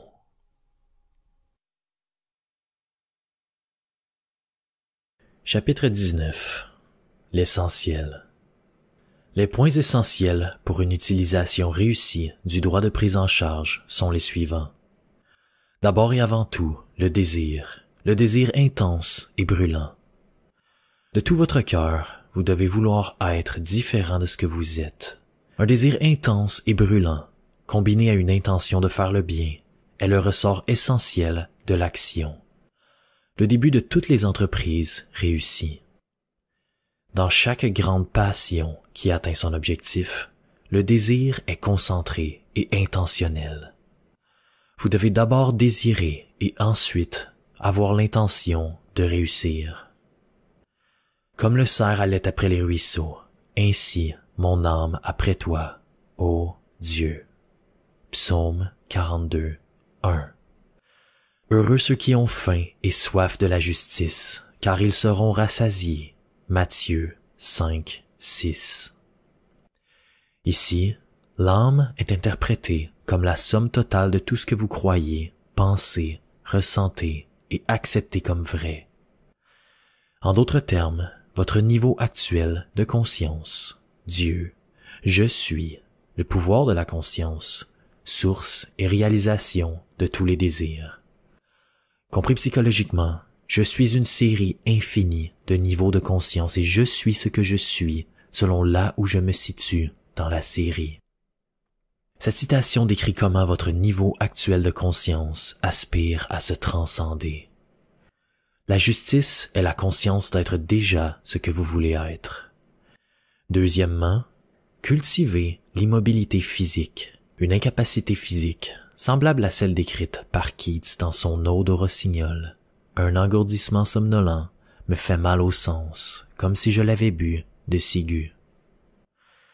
C'est un état proche du sommeil, mais dans lequel vous contrôlez toujours la direction de votre attention. Vous devez apprendre à induire cet état de volonté, mais l'expérience nous a appris qu'il est plus facile de l'induire après un repas copieux ou lorsque vous vous réveillez le matin avec une très grande répugnance à vous lever. Alors vous êtes naturellement disposé à entrer dans cet état. La valeur de l'immobilité physique se manifeste dans l'accumulation de force mentale que le calme absolu entraîne. Cela augmente votre pouvoir de concentration. Reste tranquille et sache que je suis Dieu. Psaume 46, 10. En fait, les plus grandes énergies de l'esprit ne se manifestent que lorsque le corps est immobilisé et la porte d'essence fermée au monde objectif. La troisième et dernière chose à faire est de faire l'expérience de votre imagination, de ce que vous expérimentez en réalité si vous aviez atteint votre objectif. Vous devez d'abord l'imaginer, car l'imagination est la porte même de la réalité de ce que vous recherchez. Mais utilisez votre imagination avec maîtrise, comme un acteur et non pas en tant que spectateur en pensant au résultat. Imaginez que vous possédiez une qualité ou quelque chose que vous désirez et qui n'a pas été vôtre jusqu'à présent. Abandonnez-vous complètement à ce sentiment jusqu'à ce que tout votre être en soit possédé. Cet état diffère de la rêverie à cet égard. Il est le résultat d'une imagination contrôlée et d'une attention soutenue et concentrée, alors que la rêverie est le résultat d'une imagination non maîtrisée, généralement un rêve éveillé. À l'état contrôlé, un minimum d'effort suffit pour que votre conscience soit remplie du sentiment du désir réalisé. L'immobilité physique et mentale de cet état est un puissant moyen d'attention volontaire et un facteur majeur d'effort minimum. L'application de ces 3 points, désir, immobilité physique, assomption du désir déjà réalisé, est la voie vers l'union ou l'union avec votre objectif. Le premier point est de penser au résultat avec l'intention de le réaliser. Le troisième point est de penser à partir du résultat avec le sentiment d'accomplissement. Le secret pour penser au résultat est de profiter de l'état d'être. Dès que vous le rendez agréable et que vous imaginez que vous le vivez, vous commencez à penser à partir du résultat. L'un des malentendus les plus répandus est de penser que cette loi ne fonctionne que pour ceux qui ont un objectif dévot ou religieux. C'est une erreur. Cela fonctionne aussi impersonnellement que la loi de l'électricité. Cela peut être utilisé à des fins passionnées, égoïstes ou nobles. Mais il ne faut jamais oublier que des pensées et actions ignobles entraînent inévitablement des conséquences malheureuses. Chapitre 20. Droiture. Dans le chapitre précédent, la justice était définie comme la conscience d'être déjà ce que vous voulez être. C'est sa véritable signification psychologique et ne fait évidemment pas référence à l'adhésion aux codes moraux, aux droits civils ou aux préceptes religieux. Vous ne pouvez pas attacher trop d'importance à être juste. En fait, toute la Bible est imprégnée d'applications et d'exhortations à ce sujet. Brisez vos péchés par la justice. Daniel 4, 27. Ma justice, je la tiens ferme et ne la lâcherai pas. Mon cœur ne me fera pas de reproche tant que je vivrai. Job 27, 6. Ma justice répondra pour moi dans les temps à venir. Genèse 30, 33. Très souvent, les mots péché et justice sont utilisés dans la même citation. Ceci est un contraste logique, d'opposés, et devient extrêmement significatif à la lumière du sens psychologique de la justice et du sens psychologique du péché. Pécher signifie manquer son but, ne pas atteindre votre désir, ne pas être la personne que vous voulez être est un péché. La justice est la conscience d'être déjà ce que vous voulez être. C'est une loi éducative immuable dont les effets doivent suivre leur cause. Ce n'est que par la justice que vous pouvez être sauvé du péché. Il y a un malentendu répandu sur ce que signifie être sauvé du péché. L'exemple suivant suffira à démontrer ce malentendu et à établir la vérité. Une personne vivant dans une pauvreté abjecte peut croire qu'au moyen d'une activité religieuse ou philosophique, elle peut être sauvée du péché et améliorer sa vie. Si toutefois, elle continue de vivre dans le même état de pauvreté, il est évident que ce qu'elle croyait n'était pas la vérité et qu'elle n'était en fait pas sauvée. D'autre part, elle peut être sauvée par la justice. L'utilisation réussie du droit de prise en charge aurait le résultat inévitable d'un changement réel dans sa vie. Elle ne vivrait plus dans la pauvreté. Elle ne manquerait plus son but. Elle serait sauvée du péché. Si votre justice ne surpasse pas la justice des scribes et des pharisiens, vous n'entrerez jamais dans le royaume des cieux. Matthieu 5, 20. Les scribes et les pharisiens signifient ceux qui ont influencé et régi par les apparences extérieures des règles et des coutumes de la société dans laquelle ils vivent. Le désir vain d'être bien considéré par les autres hommes. À moins que cet état d'esprit ne soit dépassé, votre vie ne sera qu'une vie de limitation, d'échecs pour atteindre vos objectifs, de rater votre but, de pécher. Cette justice est dépassée par la vraie justice, qui est toujours la conscience d'être déjà ce que vous voulez être. L'un des plus grands pièges dans l'utilisation du droit de prise en charge est de focaliser votre attention sur les choses elles-mêmes, une nouvelle maison, un meilleur travail, un solde bancaire plus important. Ce n'est pas la justice sans laquelle vous mourrez dans vos péchés. Jean 8, 24. La justice n'est pas la chose elle-même, c'est la conscience, le sentiment d'être déjà la personne que vous voulez être, d'avoir déjà la chose que vous désirez. Cherchez d'abord le royaume de Dieu et sa justice, et toutes ces choses vous seront données. Matthieu 6, 33. Le royaume, création entière de Dieu, votre « je suis », est en vous. La justice est la conscience que vous possédez déjà tout. Chapitre 21. Le libre arbitre. La question est souvent posée. Qu'est-ce qui devrait être fait entre la prise en charge du souhait et sa réalisation? Rien. C'est une illusion qu'en plus d'assumer le sentiment du désir réalisé, vous puissiez faire tout ce qui est en votre pouvoir pour que votre désir se réalise. Vous pensez que vous pouvez faire quelque chose, vous voulez faire quelque chose, mais en réalité, vous ne pouvez rien faire. L'illusion du libre arbitre, dans ce cas, n'est que l'ignorance de la loi de présomption sur laquelle est fondée toute action. Tout se passe automatiquement. Tout ce qui vous arrive, tout ce que vous faites est déjà fait. Vos hypothèses, conscientes ou inconscientes, dirigent toutes les pensées et actions vers leur accomplissement. Comprendre le droit de prise en charge, être convaincu de sa vérité, signifie se débarrasser de toutes les illusions sur le libre arbitre. Le libre arbitre signifie en réalité la liberté de choisir une idée en particulier. En supposant que cette idée soit déjà un fait, elle est convertie en réalité. Au-delà, le libre arbitre prend fin et tout se passe en harmonie avec le concept supposé. Je ne peux rien faire de moi-même parce que je ne cherche pas ma propre volonté, mais la volonté du Père qui m'a envoyé. Jean 5, 30. Dans cette citation, le Père se réfère évidemment à Dieu. Dans un chapitre précédent, Dieu est défini comme « je suis ». Puisque la création est terminée, le Père n'est jamais en position de dire « je serai ». En d'autres termes, tout existe et la conscience infinie « je suis » ne peut parler qu'au présent. Non par ma volonté, mais que la tienne soit faite. Luc 22, 42. Je serai est l'aveu que je ne suis pas. La volonté du Père est toujours « je suis ». Jusqu'à ce que vous réalisiez que vous êtes le Père, qu'il n'y a qu'un seul « je suis » et que votre moi infini est ce « je suis », votre volonté restera toujours « je serai ». Dans la loi du droit de prise en charge, votre conscience d'être est la volonté du Père. Le simple souhait sans cette conscience est le « ma volonté ».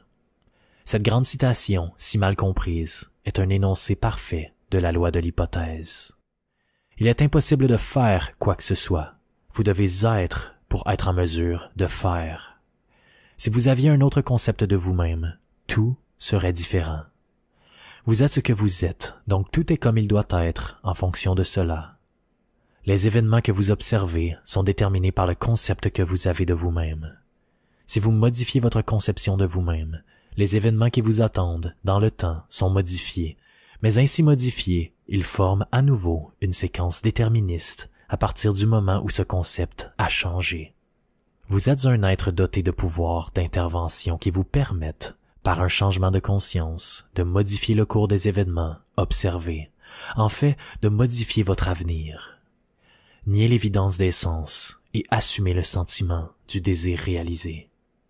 Dans la mesure où votre hypothèse est créative et forme une atmosphère, votre hypothèse, si elle est positive, augmente votre assurance et vous aide à atteindre un niveau d'être plus élevé. Si, en revanche, votre hypothèse est négative, elle vous gêne et rend votre descente plus rapide. De même que les belles hypothèses créent une atmosphère harmonieuse, les sentiments durs et amers créent une atmosphère dure et amère. Pensez à toutes ces choses pures, justes et belles, de bon rapport, réfléchissez à ces choses. Approx, Philippiens 4, 8. Cela signifie faire de vos hypothèses les concepts les plus élevés, les plus nobles et les plus heureux. Il n'y a pas de meilleur moment pour commencer que maintenant. Le moment présent est toujours le plus opportun pour éliminer toutes les suppositions déplaisantes et se concentrer uniquement sur le bien. NDT, ce qui vous semble positif. Il n'y a pas de valeur marchéenne du bien et du mal, au sens moral ou biblique. En plus de vous-même, revendiquez aux autres leur héritage divin. Ne voyez que leur bien et le bien en eux. Incitez les personnes à s'élever, à la confiance et à leur affirmation de soi en assumant sincèrement leur bien, et vous serez leur prophète et leur guérisseur, car un accomplissement inévitable attend toutes les hypothèses soutenues. Ceci contredit allègrement un auteur qui affirme que nul ne peut créer dans l'expérience d'un autre. Vous gagnez par vos croyances ce que vous ne pouvez jamais obtenir par la force. Une hypothèse est un certain mouvement de conscience. Ce mouvement, comme tous les mouvements, exerce une influence sur la substance environnante, lui donnant forme, écho et reflet de l'hypothèse. Un changement de fortune est une nouvelle direction et perspective, simplement un changement d'arrangement de la même substance mentale, la conscience.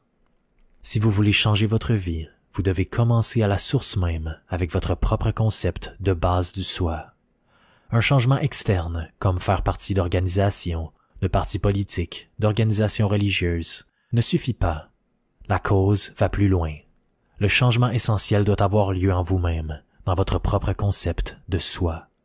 Vous devez supposer que vous êtes déjà ce que vous voulez être et persister, car la réalité de votre supposition a son existence en toute indépendance du fait objectif et se revêtira de chair. NDT se concrétisera dans le monde objectif, si vous persistez dans le sentiment du désir réalisé. Lorsque vous saurez que les hypothèses, si elles persistent, deviennent des faits, alors les événements qui semblent être de simples accidents imprévisibles seront compris par vous comme les effets logiques et inévitables de votre hypothèse.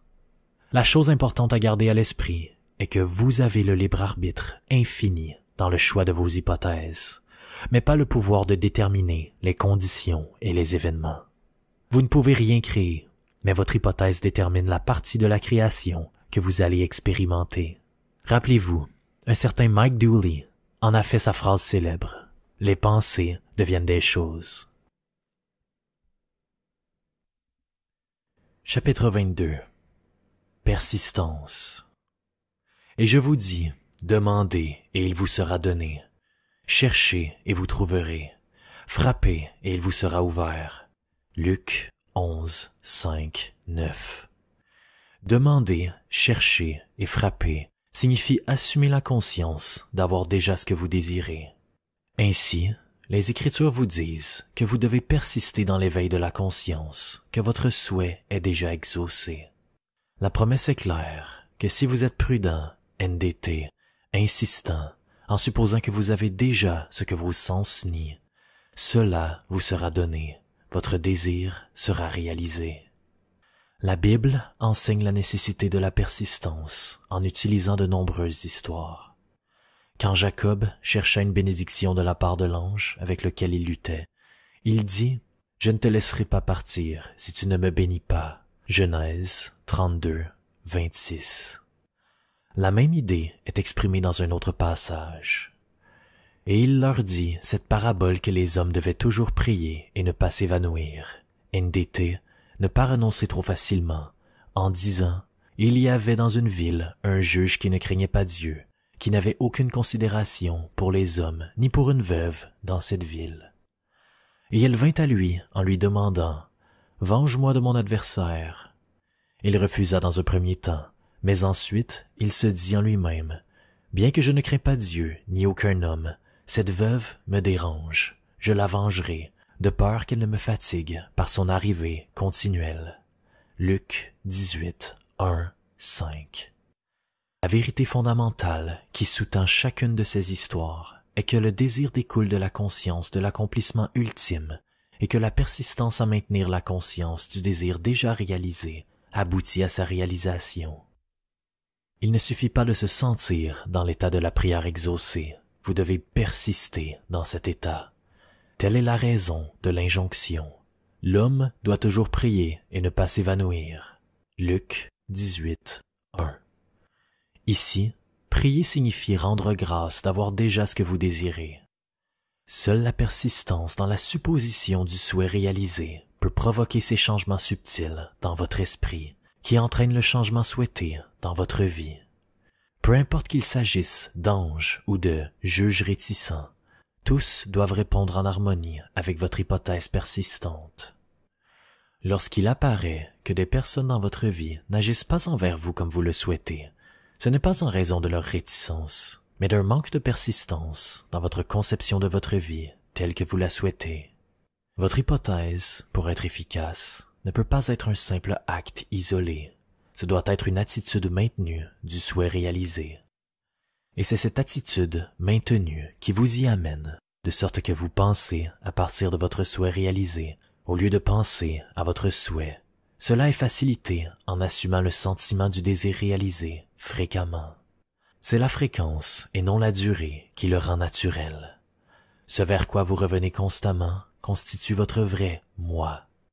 Ressentir fréquemment le sentiment du souhait réalisé est le secret du succès. Chapitre 23. Témoignage.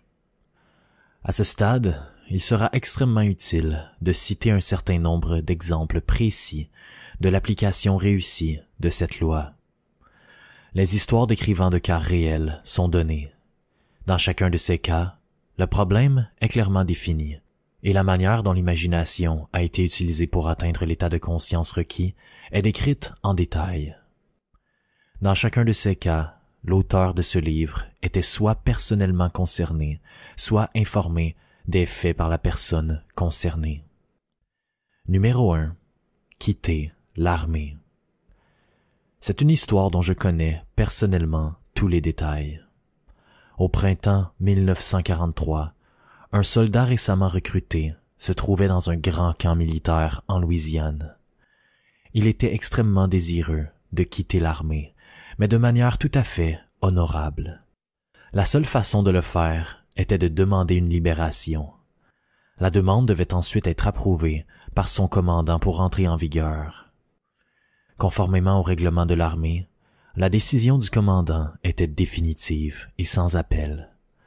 Le soldat, après avoir suivi toutes les procédures nécessaires, demanda une libération.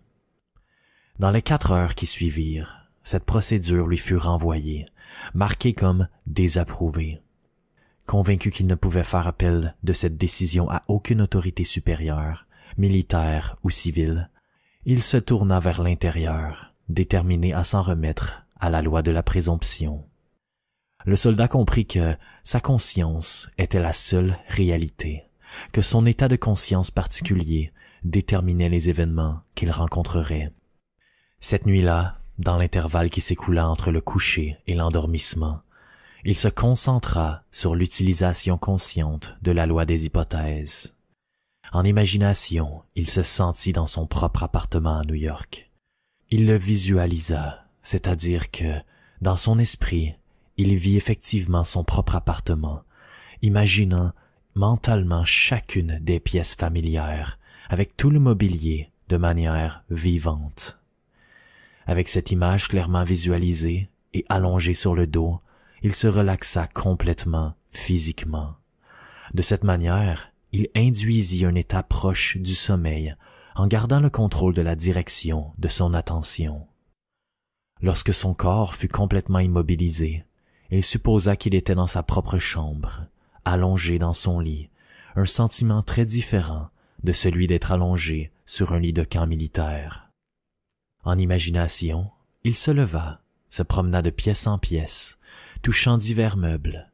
Il se dirigea ensuite vers la fenêtre et, la main posée sur l'appui, regarda dans la rue à laquelle son appartement faisait face. Tout cela était si vif dans son imagination qu'il voyait en détail le trottoir, les balustrades, les arbres et les briques rouges familières de l'immeuble d'en face. Il retourna à son lit et se sentit tomber dans le sommeil. Il savait qu'il était de plus haute importance pour le succès de l'utilisation de cette loi que, au moment de s'endormir, sa conscience soit remplie par l'hypothèse qu'il était déjà ce qu'il voulait être.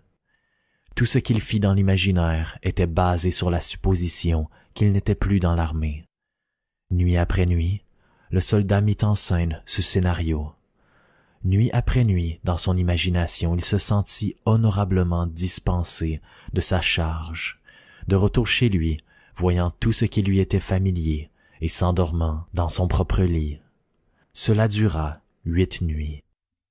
Pendant 8 jours, son expérience objective continua à être directement opposée à son expérience subjective de conscience, qu'il pratiquait chaque nuit avant de s'endormir. Le 9e jour, le quartier général du bataillon avisa le soldat qu'il pouvait remplir une nouvelle demande de libération. Peu de temps après cela, il dut se rendre au bureau du colonel. Au cours de la discussion, celui-ci lui demanda s'il souhaitait toujours quitter l'armée. Après avoir reçu une réponse affirmative, le colonel déclara qu'il n'était pas du tout d'accord avec lui et, bien qu'il avait de fortes objections, il avait décidé de les ignorer et d'approuver sa demande. Quelques heures plus tard, la demande fut approuvée et le soldat, maintenant un civil, était dans un train pour rentrer chez lui. Numéro 2. Je veux un chien. Ceci est l'histoire d'un résultat très inattendu à la suite d'un rendez-vous avec une femme qui vint me consulter. Un après-midi, une jeune grand-mère, femme d'affaires de New York, vint me voir. Elle avait amené son petit-fils de 9 ans qui lui rendait visite à ce moment-là depuis son domicile en Pennsylvanie. En réponse à ses questions, je lui expliquai la loi des hypothèses en décrivant en détail la procédure à suivre pour atteindre un objectif. Le garçon était assis tranquillement, apparemment absorbé par un petit camion miniature, pendant que j'expliquais à sa grand-mère la méthode de prise en charge de l'état de conscience qui serait le sien si son désir était déjà réalisé. Je lui racontais l'histoire du soldat qui, chaque nuit, s'endormait, s'imaginant être déjà dans son lit, dans sa propre maison. Alors que le garçon et sa grand-mère allaient partir, il me regarda avec une vive émotion et dit « Je sais ce que je veux et, maintenant, je sais comment l'obtenir. » Surpris, je lui demandai ce qu'il voulait dire par là. Il me dit qu'il avait vraiment envie d'avoir un chiot. Sa grand-mère protesta vigoureusement en déclarant au garçon qu'il lui avait été expliqué à plusieurs reprises qu'il ne pouvait pas avoir de chien en aucune circonstance et que ses pères et mères ne le permettraient pas, qu'il était trop jeune pour en prendre soin. Et son père avait une profonde aversion pour les chiens. Il détestait en fait l'idée même d'en avoir un. Tous ces arguments étaient des arguments que le garçon refusa de comprendre. « Maintenant je sais quoi faire, dit-il. Toutes les nuits, au moment où je vais me coucher, je vais prétendre que j'ai un chien et que nous allons nous promener. »« Non, dit la grand-mère, ce n'est pas ce que veut dire M. Neville. Cela ne vous était pas destiné. Vous ne pouvez pas avoir de chien. » Environ 6 semaines plus tard, la grand-mère me raconta cette histoire étonnante. Le désir du garçon de posséder un chien était si intense qu'il avait absorbé tout ce que j'avais dit à sa grand-mère sur la manière de réaliser son désir, et il croyait implicitement qu'il avait enfin un chien. Mettant cette croyance en pratique, le garçon imagina, pendant plusieurs nuits, qu'un chien était couché dans son lit à côté de lui. En imagination, il caressait le chien, sentant sa fourrure. Des choses comme jouer avec le chien et l'emmener promener occupèrent son esprit. En quelques semaines, cela arriva. Un journal de la ville où vivait le garçon organisa un programme spécial dans le cadre de la semaine de bonté envers les animaux. Tous les écoliers furent invités à écrire un essai sur le thème « Pourquoi je voudrais posséder un chien ». Après que les essais de toutes les écoles furent soumis et jugés, le gagnant du concours fut annoncé. Le même garçon qui, quelques semaines auparavant, dans mon appartement à New York m'avait dit « Maintenant je sais comment obtenir un chien », fut déclaré le gagnant. Lors d'une cérémonie élaborée, annoncée avec des articles et des images dans le journal, le garçon fut récompensé par le don d'un magnifique chiot collie. En racontant cette histoire, la grand-mère me dit que si le garçon avait reçu l'argent avec lequel acheter un chien, ses parents l'auraient refusé ou l'auraient placé en caisse d'épargne pour leur fils. De plus, si quelqu'un avait fait cadeau d'un chien à l'enfant, il l'aurait refusé ou donné. Mais la manière dramatique avec laquelle il eut le chien, la manière dont il remporta le concours municipal, les articles et les images dans le journal, la fierté de la réussite et la joie du garçon lui-même se sont tous combinés pour provoquer un changement de l'état d'esprit des parents, et ils se sont retrouvés à faire ce qu'ils ne pensaient jamais possible, lui permettre d'avoir un chien. La grand-mère m'expliqua tout cela et conclut en disant qu'il y avait un type de chien particulier sur lequel le garçon avait une grande préférence, et c'était un collie. Numéro 3. Réaffectation en Floride. Cette histoire fut racontée à l'ensemble du public à la fin de l'une de mes conférences. Au cours de la période de questions qui suivait mon cours sur le droit de la prise en charge, une dame qui avait assisté à de nombreux exposés et s'était entretenue personnellement avec moi à plusieurs reprises, se leva et demanda la permission de raconter une expérience illustrant comment elle avait utilisé le droit avec succès. Elle déclara qu'en rentrant chez elle, après la conférence la semaine précédente, elle avait trouvé sa nièce affligée et terriblement bouleversée. Le mari de la nièce, qui était officier dans l'armée de l'air et cantonné à Atlantic City, venait de recevoir l'ordre avec le reste de son unité de faire son service actif en Europe. En larmes, elle dit à sa tante qu'elle était en colère parce qu'elle espérait que son mari serait affecté en Floride en tant qu'instructeur. Ils aimaient tous les deux la Floride et tenaient à y rester et à ne pas être séparés. En entendant ce récit, la tante déclara qu'il n'y avait qu'une chose à faire, appliquer immédiatement la loi de la présomption. « Agissons maintenant, dit-elle. Si tu étais réellement en Floride, que ferais-tu? Tu sentirais la brise tiède, tu sentirais l'air salin, tu sentirais tes pieds s'enfoncer dans le sable. Eh bien, faisons tout cela maintenant. » Elles ôtèrent leurs chaussures et, éteignant les lumières, se sentirent réellement en Floride, sentant la brise tiède, sentant l'air de la mer, poussant leurs orteils dans le sable. 48 heures plus tard, le mari reçut un changement d'affectation. Ses nouvelles instructions étaient de se rendre immédiatement en Floride en tant qu'instructeur de la force aérienne. 5 jours plus tard, sa femme était dans un train pour le rejoindre. Bien que la tante, pour aider sa nièce à atteindre son désir, se soit associée à elle pour assumer l'état de conscience requis, n'alla pas en Floride. En effet, ce n'était pas son désir, c'était le désir ardent de sa nièce. Numéro 4. Location inespérée. Ce cas est particulièrement intéressant en raison du court intervalle de temps entre l'application de la loi de supposition et sa manifestation visible. Une femme en vue vint me voir avec une profonde inquiétude. Elle disposait d'un bel appartement de ville et d'une grande maison de campagne, mais comme les nombreuses charges qui lui étaient réclamées dépassaient ses modestes revenus, il était absolument essentiel qu'elle loue son appartement quand elle et sa famille passaient l'été dans leur maison de campagne. Les années précédentes, l'appartement avait été loué sans difficulté au début du printemps, mais le jour où elle vint me voir, la saison des locations estivales était terminée. Depuis des mois, l'appartement était entre les mains des meilleurs agents immobiliers, mais personne ne s'était intéressé à venir le voir. Quand elle eut décrit sa situation, je lui expliquai comment la loi de la prise en charge pouvait être appliquée pour résoudre son problème. Je lui suggérais qu'elle imagine que l'appartement soit loué par une personne désirant l'occuper immédiatement et qu'en agissant ainsi, son appartement serait en fait réellement loué. Afin de créer le sentiment de naturel nécessaire, le sentiment que c'était déjà un fait que son appartement soit loué, je lui suggérais de s'endormir le soir même en s'imaginant non pas dans son appartement, mais à l'endroit où elle dormirait si celui-ci était soudainement loué. Elle saisit rapidement l'idée et déclara que, dans une telle situation, elle dormirait dans sa maison de campagne, même si celle-ci n'était pas encore ouverte pour l'été. Cette interview eut lieu un jeudi. À 9 heures le samedi suivant, elle me téléphona de chez elle à la campagne, excitée et heureuse.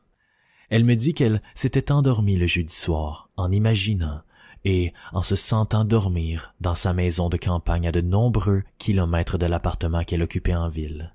Le vendredi, le lendemain, une locataire très sérieuse, une locataire qui répondait à toutes ses exigences en tant que personne responsable, a non seulement loué l'appartement, mais l'a loué à la condition qu'elle puisse emménager le même jour. Numéro 5. Rien n'est jamais perdu. Seule l'utilisation la plus complète et la plus intense de la loi de présomption aurait pu produire de tels résultats dans cette situation extrême. Il y a 4 ans, un ami de notre famille me demanda de parler à son fils de 28 ans. Celui-ci n'avait pas une grande espérance de vie. Il souffrait d'une maladie cardiaque rare. Cette maladie entraînait la désintégration de l'organe. Les soins médicaux, longs et coûteux, avaient été vains. Les médecins n'avaient aucun espoir de guérison. Pendant longtemps, le fils avait été confiné dans son lit. Son corps était devenu presque un squelette. Il ne pouvait parler et ne respirait que très difficilement. Son épouse et ses 2 enfants en bas âge étaient présents quand j'appelais, et son épouse le fut tout au long de notre discussion. Je commençais par lui dire qu'il n'y avait qu'une solution à n'importe quel problème et que celle-ci consistait à changer d'attitude. Comme il était épuisé, je lui demandais d'acquiescer s'il comprenait bien ce que je disais, ce qu'il fit. Je lui décrivis les faits sous-jacents à la loi de la conscience, que, en fait, la conscience était la seule réalité. Je lui dis que le moyen de changer n'importe quelle condition était de changer son état de conscience à ce sujet. Afin de l'aider à assumer le sentiment d'être déjà en bonne santé, je lui suggérais que, dans son imagination, il voit le visage du médecin exprimer un étonnement incrédule en le trouvant guéri, contrairement à toute logique des derniers stades d'une maladie incurable. De le voir revérifier son examen et de l'entendre dire sans cesse « C'est un miracle, c'est un miracle ». Non seulement il comprenait tout cela clairement, mais il le crut implicitement. Il promit qu'il suivrait fidèlement cette procédure. Son épouse, qui avait écouté attentivement, m'assura qu'elle aussi utiliserait avec diligence la loi de la prise en charge et son imagination de la même manière que son mari. Le lendemain, je partis pour New York. Tout cela se déroulait pendant les vacances d'hiver sous les tropiques. Plusieurs mois plus tard, je reçus une lettre m'annonçant que le fils avait guéri miraculeusement. Lors d'une visite suivante, je le rencontrai en personne. Il était en parfaite santé, activement engagé dans les affaires et appréciait énormément les nombreuses activités sociales avec ses amis et sa famille. Il me dit que depuis le jour de mon départ, il ne douta jamais que ça marcherait. Il décrivit comment il avait suivi fidèlement la suggestion que je lui avais faite et avait vécu jour après jour dans l'hypothèse d'être déjà en très bonne santé. Aujourd'hui, 4 ans après son rétablissement, il est convaincu que la seule raison pour laquelle il est encore de ce monde est due à son succès dans l'utilisation de la loi de la prise en charge. Numéro 6. L'appartement à New York. Le couple dans cette histoire a assisté à mes conférences pendant un certain nombre d'années. C'est une illustration intéressante de l'utilisation consciente de cette loi par 2 personnes en se concentrant indépendamment sur le même objectif en même temps. Cet homme et sa femme formaient un couple exceptionnellement dévoué. Leur vie était complètement épanouie et sans aucun problème ni frustration. Depuis quelque temps, ils avaient prévu d'emménager dans un appartement plus grand. Plus ils y réfléchissaient, plus ils réalisaient que ce qui leur tenait à cœur était un magnifique penthouse. En discutant ensemble, le mari expliqua qu'il en voulait un avec une grande fenêtre donnant sur une vue magnifique. Sa femme lui dit qu'elle aimerait voir un côté des murs être couvert de miroirs de haut en bas. Ils voulaient tous les 2 avoir une cheminée. Ce serait un must que l'appartement soit à New York. Pendant des mois, ils cherchèrent un tel appartement en vain. En fait, la situation dans la ville était telle qu'il était presque impossible d'en trouver un. Ils étaient si rares qu'il y avait non seulement des listes d'attente, mais aussi toutes sortes d'offres spéciales, y compris des primes, le rachat des meubles, etc. Les nouveaux appartements étaient loués bien avant leur achèvement, beaucoup d'entre eux l'étant à partir des plans de l'immeuble à construire. Au début du printemps, après des mois de recherches infructueuses, ils en trouvèrent finalement un qu'ils considérèrent sérieusement. C'était un appartement terrasse dans un immeuble en cours d'achèvement sur la 5e avenue, face à Central Park. Mais il y avait un sérieux inconvénient. S'agissant d'un immeuble neuf, il ne devait pas être soumis au contrôle des loyers, et le couple estima que le loyer annuel serait exorbitant. En fait, ce serait plusieurs milliers de dollars par an de plus que ce qu'ils avaient envisagé de payer. Pendant les mois de printemps de mars et avril, ils continuèrent à visiter divers penthouses dans la ville, mais ils revenaient toujours à celui de la 5e avenue. Finalement, ils décidèrent d'augmenter considérablement le montant qu'ils paieraient pour le loyer et firent une proposition que l'agent immobilier accepta de transmettre au propriétaire pour examen. C'est à partir de ce moment-là, sans en discuter entre eux, que chacun fut déterminé à appliquer la loi de présomption. Ce n'est que plus tard qu'ils apprirent tous deux ce que l'autre avait fait. Nuit après nuit, ils s'endormirent tous les deux en s'imaginant dans l'appartement qu'ils envisageaient d'obtenir. Le mari, allongé, les yeux fermés, s'imaginait que les fenêtres de sa chambre donnaient sur le parc. Il imaginait aller à la fenêtre dès le matin et profiter de la vue. Il se sentait assis sur la terrasse, surplombant le parc, en train de prendre un cocktail avec sa femme et ses amis, et d'en profiter pleinement. Il se sentait vraiment occuper le penthouse et sa terrasse. Pendant tout ce temps, sa femme, à son insu, faisait la même chose. Plusieurs semaines s'écoulèrent sans que les propriétaires aient pris de décision, mais ils continuèrent à imaginer, en s'endormant chaque nuit, qu'ils se couchaient réellement dans leur penthouse. Un jour, à leur grande surprise, un des employés de l'immeuble dans lequel ils vivaient leur annonça que le penthouse convoité était libre. Ils furent étonnés, car ce bâtiment était l'un des plus recherchés de la ville, avec un emplacement idéal, en plein sur Central Park. Ils savaient qu'il y avait une longue liste d'attente de personnes essayant de trouver un appartement dans cet immeuble. Le fait qu'un appartement terrasse soit devenu inopinément disponible n'avait pas été porté à la connaissance de la direction, qui, du fait, n'avait pas été en mesure de prendre en considération les candidats. Après avoir appris qu'il était vacant, ce couple demanda immédiatement à le louer pour se faire dire que c'était impossible. Le fait était que, non seulement plusieurs personnes étaient déjà sur une liste d'attente, mais qu'il avait été promis à une famille.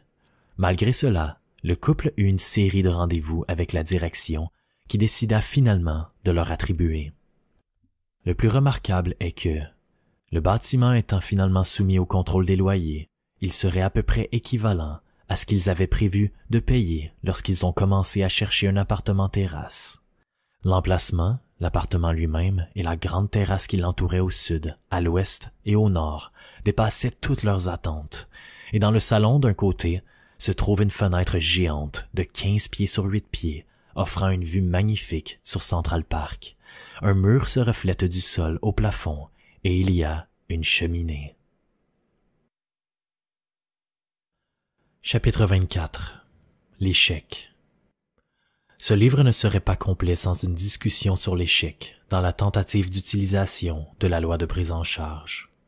Il est tout à fait possible que vous ayez eu ou aurez plusieurs échecs à cet égard, dont beaucoup dans des domaines très importants. Si, après avoir lu ce livre, ayant une connaissance approfondie de l'application et du fonctionnement de la loi de présomption, vous l'appliquez fidèlement dans le but d'atteindre un désir intense et que vous échouez, quelle en est la raison? Si à la question « Avez-vous persisté suffisamment ?», vous pouvez répondre « Oui », et que la réalisation de votre désir ne se soit toujours pas concrétisée, quelle est la raison de l'échec? La réponse à cette question est le facteur le plus important pour une utilisation réussie de la loi de prise en charge. Le temps que prend votre hypothèse pour devenir réalité, votre désir de le voir se réaliser, est directement proportionnel au naturel de votre sentiment d'être déjà ce que vous voulez être, d'avoir déjà ce que vous désirez. Le fait qu'il ne vous semble pas naturel d'être ce que vous vous imaginez être est le secret de votre échec.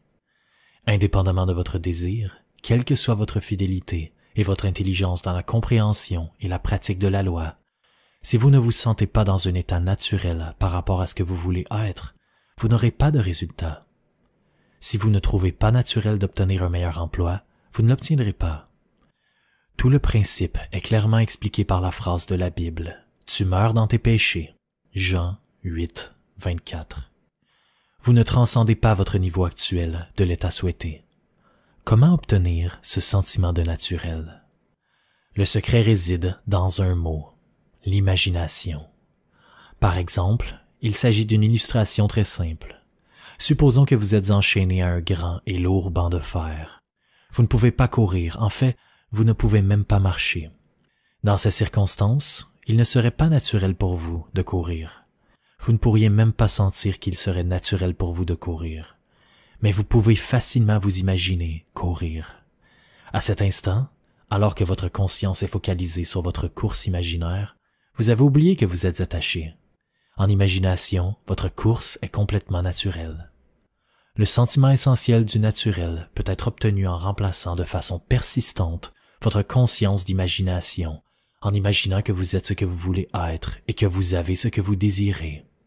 Le progrès ne peut naître que de votre imagination, de votre désir de transcender votre niveau actuel. Ce que vous devez réellement et littéralement ressentir, c'est qu'avec votre imagination, tout est possible. Vous devez réaliser que les changements ne sont pas causés par de quelconques caprices, mais par un changement de conscience. Vous pourriez ne pas atteindre ou maintenir l'état de conscience particulier nécessaire pour produire l'effet que vous désirez. Mais, une fois que vous savez que la conscience est la seule réalité, et qu'elle est la seule créatrice de votre monde, et que vous avez incarné cette vérité dans tout votre être, vous savez alors que le succès ou l'échec est entièrement entre vos mains. Que vous soyez ou non assez discipliné pour maintenir l'état de conscience requis, dans des cas spécifiques n'a pas d'incidence sur la vérité de la loi elle-même, à savoir qu'une hypothèse, si elle est maintenue, va se concrétiser. La certitude de la véracité de cette loi doit subsister malgré la grande déception et la tragédie, même lorsque vous voyez la lumière de la vie s'éteindre et que le monde entier continue de fonctionner comme s'il faisait encore jour. Vous ne devez pas croire que, parce que votre hypothèse n'a pas été concrétisée, le fait que les hypothèses se matérialisent est un mensonge. Si vos hypothèses ne sont pas réalisées, c'est à cause d'une erreur ou d'une faiblesse de votre conscience. Cependant, ces erreurs et faiblesses peuvent être surmontées. Par conséquent, visez l'atteinte de niveaux toujours plus élevés en pensant que vous êtes déjà la personne que vous voulez être. Et rappelez-vous que le temps qu'il faut à votre hypothèse pour devenir réalité est proportionnel au naturel de votre état d'être. L'homme s'entoure de la véritable image de lui-même. Chaque esprit se construit une demeure au-delà de sa demeure, un monde et au-delà de son monde, un paradis. Sachez alors que le monde existe pour vous. Pour vous, le phénomène est parfait. Ce que nous sommes, nous pouvons seulement le voir. Tout ce que Adam a eu, tout ce que César a pu faire, tu peux l'avoir et l'être. Adam a appelé sa maison ciel et terre. César a appelé sa maison Rome. Vous désirez peut-être le métier de cordonnier, 100 acres de terre ou une mansarde d'érudit. Pourtant, ligne après ligne et point par point, votre domination est aussi grande que la leur. Mais sans nom précis, construisez dans votre propre monde. Aussi vite vous conformerez votre vie à la pure idée dans votre esprit, aussi vite cela dévoilera sa grande proportion. Emerson. Chapitre 25. La foi.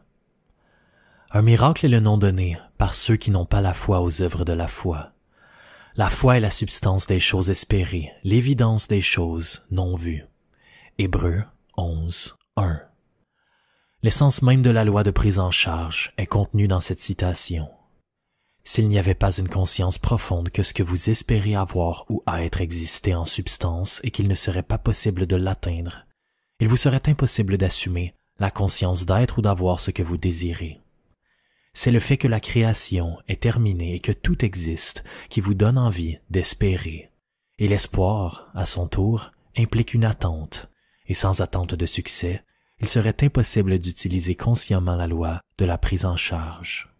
Une preuve est un signe qu'une création est mise à jour. Ainsi, cette citation signifie que la foi est la conscience de la réalité de ce que vous supposez, une conviction de la réalité de choses que vous ne voyez pas, la perception mentale de la réalité de l'invisible. Par conséquent, il est évident que le manque de foi signifie l'incrédulité en l'existence de ce que vous désirez. Dans la mesure où ce que vous expérimentez est la reproduction fidèle de votre état de conscience, le manque de foi signifiera un échec permanent dans toute utilisation consciente de la loi de présomption. Dans tous les âges de l'histoire, la foi a joué un rôle majeur. Elle imprègne toutes les grandes religions du monde, elle tisse sa trame dans toute la mythologie, et pourtant aujourd'hui, elle est presque universellement mal comprise. Contrairement à l'opinion populaire, l'efficacité de la foi n'est pas due au travail d'un élément extérieur. C'est du début à la fin une activité de votre propre conscience. La Bible est pleine de nombreuses affirmations sur la foi, sur le vrai sens duquel peu sont conscients. Voici quelques exemples typiques. L'Évangile a été prêché à nous comme à eux, mais la parole prêchée ne leur a pas profité. Elle n'a pas été mêlée de foi en ceux qui l'ont entendue. Hébreux 4, 2. Dans cette citation, les mots « nous » et « eux » indiquent clairement que nous entendons tous l'Évangile. Évangile signifie « bonne nouvelle ». De toute évidence, la bonne nouvelle pour vous serait que vous ayez atteint votre objectif. Cela vous est toujours prêché par votre moi infini. Entendre que ce que vous désirez existe et qu'il vous suffit de l'accepter en conscience est une bonne nouvelle. Ne pas mélanger avec la foi signifie nier la réalité de ce que vous désirez. Il n'y a donc pas de profit possible. Ô génération infidèle et perverse, combien de temps vais-je être avec vous? Matthieu 17, 17. La signification de « infidèle » a été clarifiée. Pervers signifie tourner dans le mauvais sens. Autrement dit, la conscience de ne pas être ce que vous voulez être.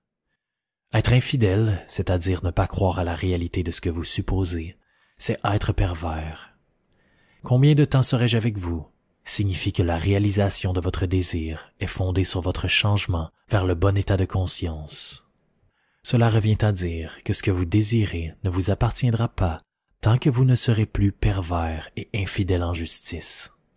Comme déjà dit, la justice est la conscience d'être déjà ce que vous voulez être. Par la foi, il abandonna l'Égypte sans craindre la colère du roi, car il persévéra comme s'il voyait celui qui est invisible. Hébreux 11, 27. Égypte signifie ténèbres, croyance en de nombreux dieux, les causes. Le roi symbolise le pouvoir des conditions ou des circonstances extérieures. Il est votre concept de vous-même comme étant déjà ce que vous voulez être. Persévérer comme voir celui qui est invisible signifie persister dans l'hypothèse que votre désir est déjà réalisé. Ainsi, cette citation signifie que, en persistant dans l'hypothèse que vous êtes déjà la personne que vous souhaitez être, que vous affranchissez de tout doute, de toute crainte et de toute conviction du pouvoir des conditions ou des circonstances extérieures, et alors votre monde se conforme inévitablement à votre hypothèse. Les définitions du dictionnaire pour la foi, l'ascension de l'esprit ou la compréhension de la vérité, adhésion sans faille à un principe, sont si pertinents qu'ils auraient pu être écrits avec la loi de présomption en tête. La foi ne soulève pas de questions, la foi c'est. Chapitre 26. La destinée. Votre destin est ce que vous devez inévitablement expérimenter. En réalité, il existe un nombre infini de destins individuels dont chacun, une fois atteint, constitue le point de départ d'un nouveau destin. Puisque la vie est infinie, le concept d'un destin ultime est inconcevable. Lorsque nous comprenons que la conscience est la seule réalité, nous savons qu'elle est le seul créateur. Cela signifie que votre conscience est la créatrice de votre destin. Le fait est que vous créez votre destin à chaque instant, que vous le sachiez ou non. Beaucoup de bonnes choses et même merveilleuses sont entrées dans votre vie sans que vous puissiez en déduire que vous en étiez le créateur. Cependant, la compréhension des causes de votre expérience et le fait de savoir que vous êtes le seul créateur du contenu de votre vie, qu'il soit bon ou mauvais, font de vous un observateur beaucoup plus perspicace de tous les phénomènes de la vie, mais également grâce à la connaissance du pouvoir de votre propre conscience, vous intensifiez votre appréciation de la richesse et de la grandeur de la vie. Indépendamment de vos expériences occasionnelles, votre destin est de vous élever à des états de conscience de plus en plus hauts et de faire se manifester de plus en plus d'infinies merveilles de la création. En réalité, vous êtes destiné à atteindre le point où vous réalisez que, par votre désir, vous pouvez créer consciemment vos destins successifs. L'étude de ce livre, avec son exposé détaillé de la conscience et le fonctionnement de la loi de présomption, est la clé maîtresse de la réalisation consciente de votre destin le plus élevé. Ce jour même commence avec votre nouvelle vie. Abordez chaque expérience dans un nouvel état d'esprit, avec un nouvel état de conscience. Assumez le plus noble et le meilleur pour vous-même à tout égard. Soyez-en sûrs, make believe. De grandes merveilles sont possibles. Chapitre 27. Révérence. Tu n'aurais jamais rien fait si tu ne l'avais pas aimé. Sagesse 11, 24. Dans toute la création, dans toute l'éternité, dans tous les domaines de votre être infini, le fait le plus merveilleux est celui qui est souligné dans le premier chapitre de ce livre. Vous êtes Dieu. Vous êtes le « je suis ce que je suis ». Vous êtes la conscience, vous êtes le Créateur. C'est le mystère, c'est le grand secret connu des voyants, des prophètes et des mystiques à travers les âges. C'est une vérité que vous ne pouvez jamais connaître intellectuellement. Qui êtes-vous? Résumer qui vous êtes à Jean Dupont ou Marie Durand est absurde. C'est votre conscience qui sait exactement qui est Jean Dupont ou Marie Durand. C'est votre moi supérieur, votre moi profond, votre être infini. Appelez ça comme vous voulez. L'important, c'est que c'est en vous, c'est votre monde. C'est ce fait qui sous-tend la loi immuable de la prise en charge.